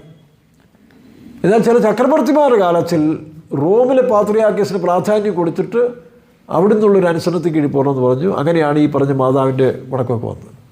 അതിനെ ചില എതിർത്തു. ദൈവമാതാവ് ഞാൻ കഴിഞ്ഞ പ്രാവശ്യം പറഞ്ഞില്ലേ, എതിർത്ത് അന്ത്യോക്യൻ പാത്രിയാർക്കീസ് കൂട്ടരും അതിനെ അംഗീകരിച്ചു. പക്ഷേ ബെസന്റിയൻ പാത്രിയാർക്കീസ് അതിനെ എതിർക്കുകയും ചെയ്തു. അവിടെയാണ് സഭയുടെ പുലർച്ച. എന്നാൽ പിന്നെയും നമ്മൾ നോക്കുമ്പോൾ ഇതിങ്ങനെ കുറേശ്ശെ അവിടെ കിടന്നിരുന്നു. 15-ാം നൂറ്റാണ്ടിൽ മാർട്ടിൻ ലൂതർ, കത്തോലിക്ക അച്ഛനായിരുന്ന, ഫിലോസഫറായിരുന്ന, തിയോളജിക്കൽ മാസ്റ്ററായിരുന്ന അദ്ദേഹം ബൈബിൾ പഠിച്ചു. ഒരു സന്യാസി അച്ഛൻ മാർട്ടിൻ ലൂതറിന് ഒരു ബൈബിൾ കൊടുത്തിട്ട് പറഞ്ഞു, ബൈബിളിൻ്റെ എഴുതി ആ പഴയത് കൊടുത്തിട്ട് പറഞ്ഞു, നീ ഇത് വായിരേ, യേശു ക്രിസ്തുവാണ്, സഭയുടെ പല അനാചാരങ്ങളും തെറ്റാന്ന് പറഞ്ഞ് കത്തോലിക്ക സഭയിൽ തന്നെയാണ് മാർട്ടിൻ ലൂതർ എന്ന് പറഞ്ഞ ഒരു അച്ഛൻ, ഒരു സന്യാസി അച്ഛൻ, ഫിലോസഫർ എഴുന്നേറ്റ് ബൈബിൾ ശരിക്ക് പഠിച്ചിട്ട് ഈ പറഞ്ഞ പോലെ വെറ്റൻബർഗ് ദേവാലയം ജർമ്മനിയിലെ 99 കാര്യങ്ങൾ വചനത്തിന് വിരുദ്ധമാണെന്ന് പറഞ്ഞുകൊണ്ട് പുള്ളി എഴുതി വെച്ചു. അപ്പോൾ അതിനെയാണ് പ്രൊട്ടസ്റ്റൻ്റ് വിഭാഗം, അതായത് ഈ കത്തോലിക്ക സഭയുടെ ഈ പറഞ്ഞ പാരമ്പര്യ ചില അനാചാരങ്ങളെ എതിർത്തുകൊണ്ട് മാർട്ടിൻ ലൂതർ എഴുതി കഴിഞ്ഞാൽ പ്രൊട്ടസ്റ്റൻ്റുകാരായി. ആ പ്രൊട്ടസ്റ്റൻ്റുകാരെ അത് ഇവർ പറഞ്ഞു, കത്തോലിക്കർ പറഞ്ഞാണ് ഇവർ പ്രൊട്ടസ്റ്റൻ്റ് എതിർക്കുന്നവർ അല്ലെങ്കിൽ ഇതിനോട് എതിർത്തവർ, ഏതിനെ ഈ അനാചാരങ്ങൾ എതിർത്തവർ. അതിനുശേഷമാണ് ലൂതറൻ സഭകൾ, പ്രസ്ബിറ്റീരിയൻ സഭകൾ, മെത്തഡിസ്റ്റ് സഭകൾ, പല ആംഗ്ലിക്കൻ സഭകളിലും പലതും ഉണ്ടായിട്ടുണ്ട്. പിന്നീടാണ് ഉണർവ് പെന്തിക്കോസ് കാലത്തുണ്ടായത്. അതുകൊണ്ട് പ്രൊട്ടസ്റ്റൻ്റുകാരുടെ വിഭാഗത്തിൽ പെടുന്നവരല്ല പെന്തിക്കോസുകാർ, അത് തനി ഗ്രൂപ്പ്, റിവൈവൽ ഗ്രൂപ്പാണ്. ഇതിനെല്ലാം കത്തോലിക്കർ ഒന്നിച്ചാണ് പറയുന്നത്, ഇതെല്ലാം പ്രൊട്ടസ്റ്റൻ്റുകാരാണ്. അല്ല, പെന്തിക്കോസ് എന്ന് പറയുന്നത് പെന്തിക്കോസിൻ്റെ അനുഭവങ്ങൾ പ്രാപിച്ചു വന്നതുകൊണ്ട് ഈ പെന്തിക്കോസ് പേരിട്ടതാരാ, ഈ കത്തോലിക്കരും യാക്കോബക്കാരുമാണ് വാസ്തവത്തിൽ ഇവരെ പെന്തിക്കോസുകാരെന്ന് വിളിച്ചത്. എന്താ കാരണം? പാരമ്പര്യമായ സഭയല്ലിത്, ഇത് പന്തക്കോസ്ത നാളിലെ തുള്ളലും ചാട്ടിലും ഉണ്ടായ പാർട്ടികളാണെന്ന് പറഞ്ഞുകൊണ്ട് ഇവരെ പന്തക്കോസുകാരെന്ന് വിളിച്ചത് ആരാ? കത്തോലിക്കനും യാക്കോബക്കാരുമാണ്. അവൻ പന്തക്കോസുകാരനാണ്. പന്തക്കോസിലാണ് ഈ തുള്ളലും ചാട്ടിലും അന്യഭാഷ എന്നൊക്കെ പറഞ്ഞവരങ്ങനെ ആക്ഷേപിച്ച് പറഞ്ഞ പേരാണ് നമുക്കുള്ളത്. ആദിമസഭയിൽ ക്രിസ്ത്യാനികളുടെ പേര് ഇവിടെ ഉണ്ടായി. അന്ത്യോക്യയിൽ അത് വേറൊന്നുമില്ല, ഇങ്ങനെ ആത്മീയ കൂട്ടർ അവരെ മറ്റ് ജനങ്ങൾ പറഞ്ഞു, എടാ യേശുവിനെ പോലെ ഇരിക്കുന്നല്ലോ, ക്രിസ്തുവിൻ്റെ അനുയായികളാകട്ടെ, ക്രിസ്തുവിനെ പോലെ ഇരിക്കുന്നു. അങ്ങനെ ക്രിസ്തുവിൻ്റെ അനുയായികൾ എന്ന് പറഞ്ഞ് ക്രിസ്ത്യാനികളായതാണ്. അല്ല, ക്രിസ്ത്യാനികളെന്ന് പേര് വിട്ടിട്ടില്ല, പെന്തക്കോസ്തുകാരെന്ന് പേര് വിട്ടിട്ടില്ല. അപ്പോൾ ഞാൻ പറഞ്ഞതിൻ്റെ കാരണം നിന്ദകൾ ഒരു ഭാഗത്ത് അങ്ങനെയെങ്കിലും ഒരു ഭാഗത്ത് ഇങ്ങനെയും. യേശു ക്രിസ്തു നിന്ദ അനുഭവിച്ചു, റിജക്ഷൻ, തള്ളപ്പെടും, ഒറ്റപ്പെടും, ഇനിയും തള്ളപ്പെടും. തള്ളപ്പെട്ടില്ലേ? പക്ഷേ എന്താ അതിന് കാരണം? ഇവിടെ വ്യക്തിപരമായ ജീവിതത്തിൽ അങ്ങനെ ഒറ്റപ്പെടുന്ന സമയത്തിൽ ഓർത്തോണം, ദൈവത്തിൽ ആശ്രയിച്ചോണം, ഒരു നന്മയുണ്ടാകും. അങ്ങനെ അവൾ എന്ത് ചെയ്തു? വീട്ടിൽ റിജക്റ്റ് ചെയ്തു, നിന്ദിക്കപ്പെട്ടു, ദേവാലയത്തിൽ നിന്ന് പ്രാർത്ഥിക്കാൻ തുടങ്ങി. പക്ഷേ അവിടെ വായിച്ച് ദൈവം ഗർഭത്തെ അടച്ചെന്നാണ്. അതെങ്ങനെ ഇരിക്കും? നാച്ചുറലി പിശാചാണെങ്കിൽ പിന്നെ തിരക്കില്ല. ഇത് ദൈവം അന്യായുടെ ഗർഭത്തെ അടച്ചു എന്നാണ് എഴുതിയിരിക്കുന്നത്. അപ്പോൾ അന്യായുടെ ഭർത്താവ് പോയി മന്ത്രവാദികൾ കണ്ടുകൊണ്ടോ ആവിചാരക്കാരെ കണ്ടുകൊണ്ടോ അല്ലെങ്കിൽ പെന്തിക്കോസിലെ പ്രവാചകന്മാരെ കണ്ടുകൊണ്ടോ വല്ല കാര്യമുണ്ടോ? പെന്തിക്കോസിലെ കള്ളപ്രവാചകന്മാർ പറയും, ഒരുപാട് കള്ളപ്രവാചകന്മാർ പെന്തിക്കോസിലുണ്ട് കേട്ടോ. പെന്തിക്കോസിൽ വന്ന് ഈ പണത്തിന് വേണ്ടി സിമിയോന് പൗലോസിനോട് പറഞ്ഞില്ലേ, കാശ് തരാം, ജനിക്ക് കൊടുത്താ ഞാനിത് വ്യാപാരമാക്കിക്കോളാം, സകല ദൂർത്തും കാപ്പട്യം എന്ന് പറഞ്ഞ് പത്രോസ് വരെ ശാസിക്കുന്നുണ്ടല്ലോ. അപ്പോൾ അങ്ങനെ എല്ലാ ഗ്രൂപ്പിലും ചുഴഞ്ഞു കയറി കച്ചവടം നടത്താൻ വരുന്ന പാസ്റ്റർമാരുമൊക്കെ ഉണ്ട്. അതുകൊണ്ട് മാർഗം തെറ്റായിട്ട് വരുന്നില്ല. അവരൊക്കെ കുറേ നാൾ കഴിയുമ്പോൾ ശിക്ഷാവധിയുണ്ട്. അപ്പോൾ അതുകൊണ്ട് പെന്തിക്കോസിലെ പ്രവാചകന്മാരും ഒന്ന് പ്രാർത്ഥിച്ചുകൊണ്ട് ഈ പ്രശ്നം തീരുമോ? കാരണം ഗർഭം അടച്ചത് അന്നായുടെ ഗർഭം അടച്ച ദൈവമാണ്. എന്തിനാണ്? നിങ്ങൾക്കറിയാം, ഈ മരങ്ങൾ വളർന്നു വരുമ്പോഴേ മരങ്ങൾ ഇങ്ങനെ വളർന്നു വരുമ്പോൾ മരത്തിൽ നിന്നൊരു ബ്രാഞ്ച് ഇങ്ങോട്ട് തിരിയും. ശകരം തിരിയുന്നതിന് മുമ്പ് ആ തിരിയുന്ന സ്ഥലത്തുണ്ടല്ലോ പെട്ടെന്നൊരു കട്ടിയുണ്ടാകും. മരത്തിന് വലിയ ഇറിറ്റേഷനാണ്. ഈ ക്യാരിയൺ സമയത്തിൽ അല്ലെങ്കിൽ പ്രഗ്നൻറ്റ് സമയത്ത് സ്ത്രീകൾ അനുഭവിക്കുന്ന കഷ്ടങ്ങൾ പോലെ ഒരു കുഞ്ഞിനെ ഉരുവാക്കുന്നതിന് മുൻപുണ്ടാകുന്ന ആ ഇറിറ്റേഷൻസ്, ആ ഫോബിയാസ് എല്ലാം ഇങ്ങനെ ഉണ്ടാകുന്ന പോലെ ഈ മരത്തിനും ഒരു ബ്രാഞ്ച് ഉണ്ടാകുന്നതിന് മുമ്പ് അതിനൊരു ഇറിറ്റേഷൻ ഉണ്ടാകും. ആ ഇറിറ്റേഷനിൽ ആ പറഞ്ഞ സ്ഥലത്ത് കുറേ കട്ടിയുണ്ട്, ആ തൊലിക്കട്ടി ഉണ്ടാകും. എന്തിനാ? തൊലിക്കട്ടി മാത്രമല്ല, ആ മരത്തിനും കട്ടിയുണ്ടാകും. ഇത് ആ മരത്തിന് വലിയ അസ്വസ്ഥതയാണ്. സസ്യശാസ്ത്രജ്ഞന്മാരത് എഴുതിയിട്ടുണ്ട്. ആ അസ്വസ്ഥത കൊണ്ട് ഇതിന് അവിടെ നല്ല ബോൾഡാക്കി മാറ്റിയിട്ട് അവിടുന്ന് ശിഖരം വരുമ്പോൾ ഈ ശിഖരത്തെ പിടിച്ചു നിർത്തണം. അതിനാണ് എന്ന് പറഞ്ഞ പോലെ ദൈവത്തിൻ്റെ ഒരു വലിയ പദ്ധതിയിൽ ഒരു വലിയ പ്രവാചകരെ ഉരുവാക്കുന്നതിന് മുൻപ് എന്ത് ചെയ്തു? ഒരുപാട് സഫർ ചെയ്തു, നിന്ദിക്കപ്പെട്ടു. പക്ഷെ അന്ന പ്രാർത്ഥിച്ചു.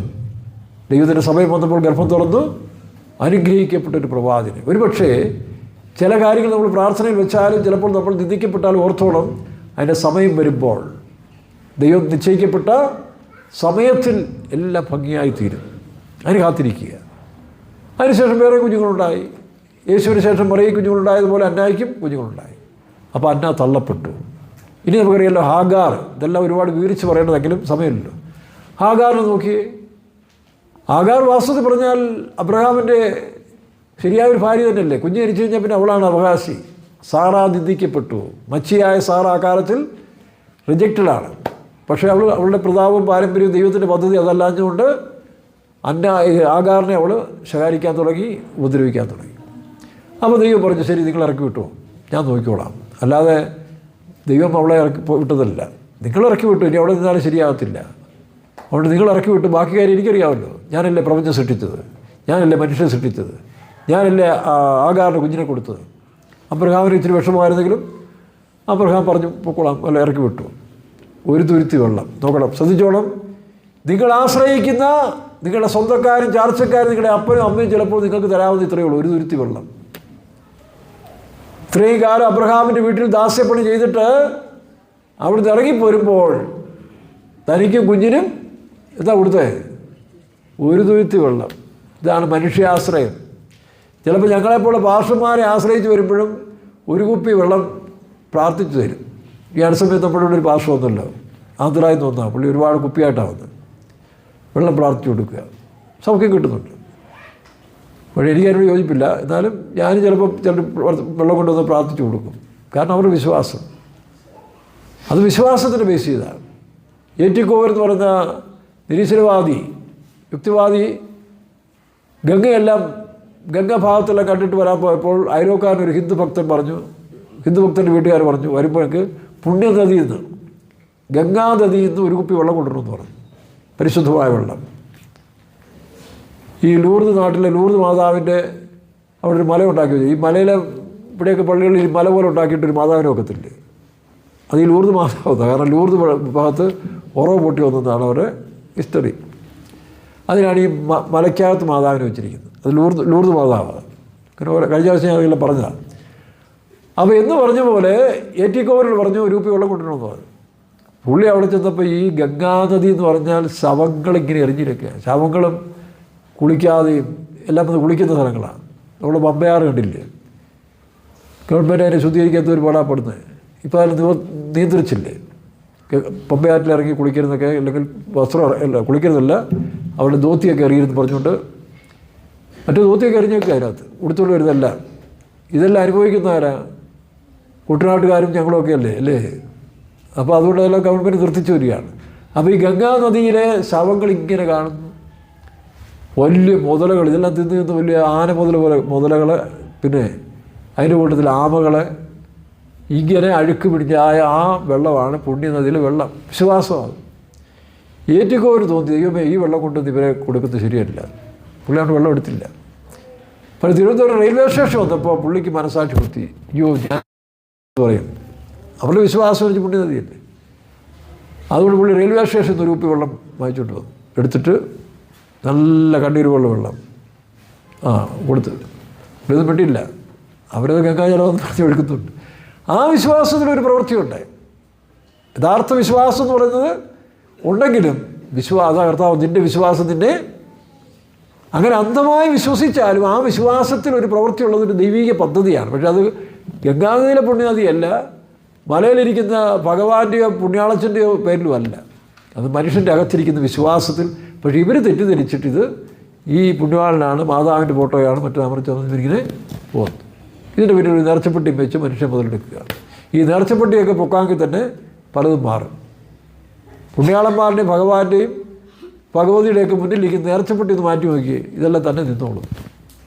സർക്കാർ പോലും കാശുണ്ടാക്കാൻ വേണ്ടി അന്ധവിശ്വാസം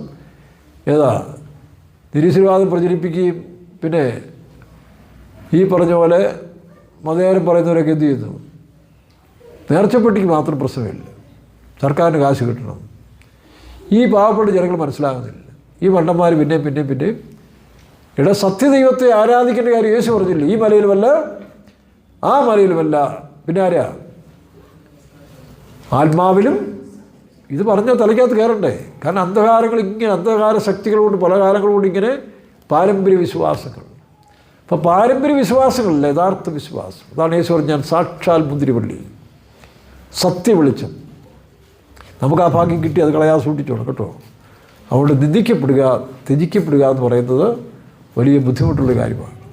മനുഷ്യനെ ഒറ്റപ്പെടുത്തി കളയും, ത്യജിക്കപ്പെടുകയാണ്. അവിടെയെല്ലാം അതിജീവിക്കണമെങ്കിൽ ദൈവത്തിലുള്ള വിശ്വാസം കൊണ്ട് മാത്രമേ സാധിക്കുകയുള്ളൂ. ഒരു ഉദാഹരണം പറഞ്ഞ് ഞാൻ അവസാനിപ്പിക്കാൻ തൽക്കാലം. ഞാൻ മദ്രാസിൽ തമിഴ്നാട്ടിൽ വേല ചെയ്യുന്ന സമയത്തിൽ ആ തമിഴ്നാട് നടന്നൊരു സംഭവം ഒരു പാസ്റ്ററോട് പറഞ്ഞു. അത് സ്വതന്ത്ര സഭയാണ്, ഏതൊരു സ്വതന്ത്ര സഭ, കുറച്ച് സഭകളേ ഉള്ളൂ. അവർക്കാകെ 4-5 സഭകളേ ഉള്ളൂ, ആരംഭകാലത്തിലാണ്. അപ്പോൾ ഒരു ദൈവദാസൻ അവിടെ പോയിരുന്നു പ്രാർത്ഥിച്ച് താഴേക്ക് കൃപകൾ പ്രവാസിക്കാൻ തുടങ്ങി, ആത്മാക്കൾ വരാൻ തുടങ്ങി. നോക്കണം, ഇഷ്ടംപോലെ ഏകദേശം 200ഓളം ആത്മാക്കൾ അന്നത്തെ കാലത്തിൽ അവിടെ വരാൻ തുടങ്ങി. ഈ തമിഴ്നാട്ടിലെ ഈ പുഴയിൽ എന്ന് പറഞ്ഞൊരു സ്ഥലമുണ്ട്. അത് നമ്മുടെ തിരുവള്ളൂരിനൊക്കെ അടുത്ത് അങ്ങോട്ട് മാറിയാണ് പുഴയിൽ എന്ന് പറയും. അതിന് വേറൊരു പേരുണ്ട്, കതിർവീടെന്ന് പറയും. കതിർവീടെന്ന്.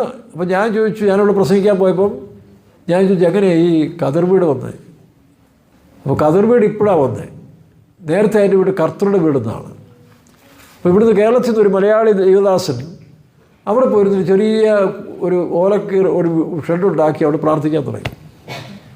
അങ്ങനെ പ്രാർത്ഥിക്കാൻ തുടങ്ങിയപ്പോൾ ദൈവസാന്നിധ്യ ശക്തി അവിടെ വ്യാപരിക്കാൻ തുടങ്ങി.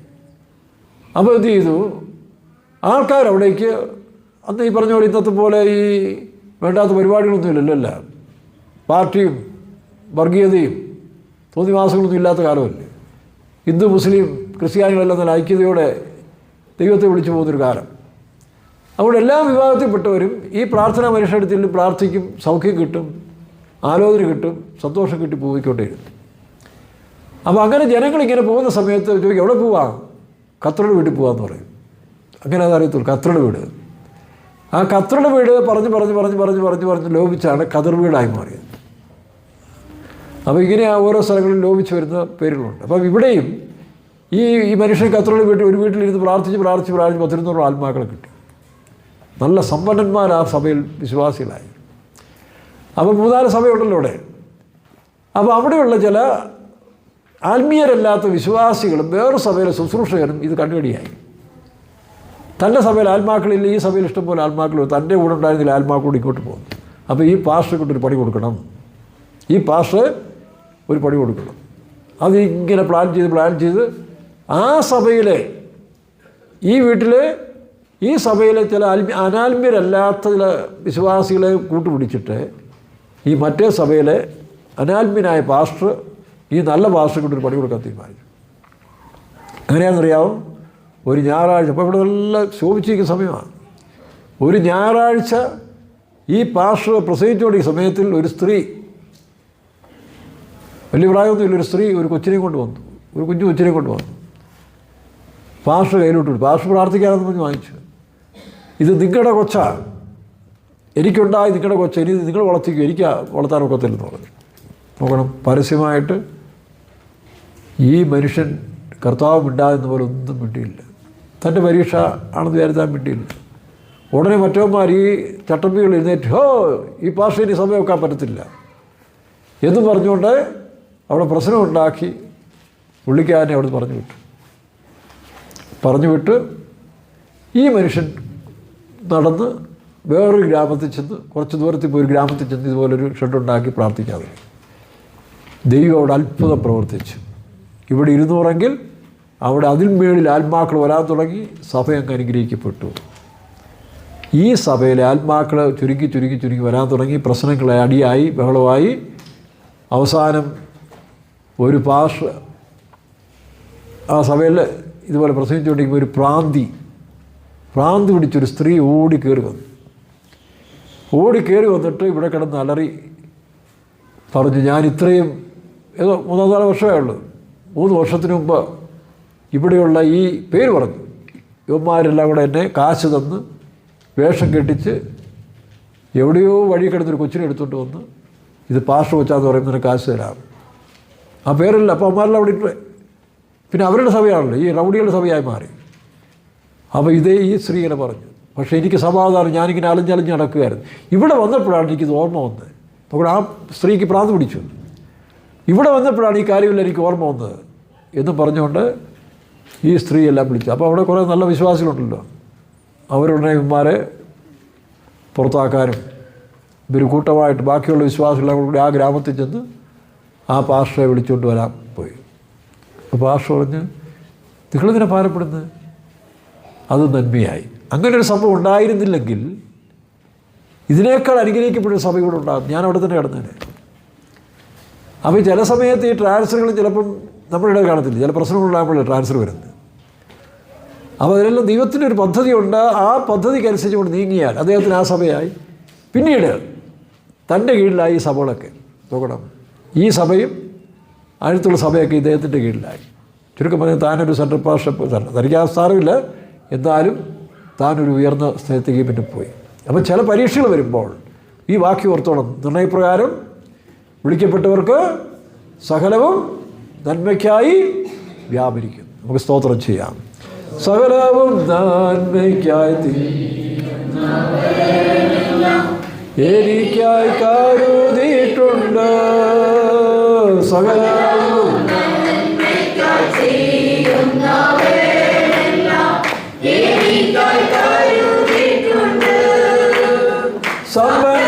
സമ്പന്നനാമവൻ സന്നിധി മതിയേ, എനിക്കവൻ ജയമൊടിയേ.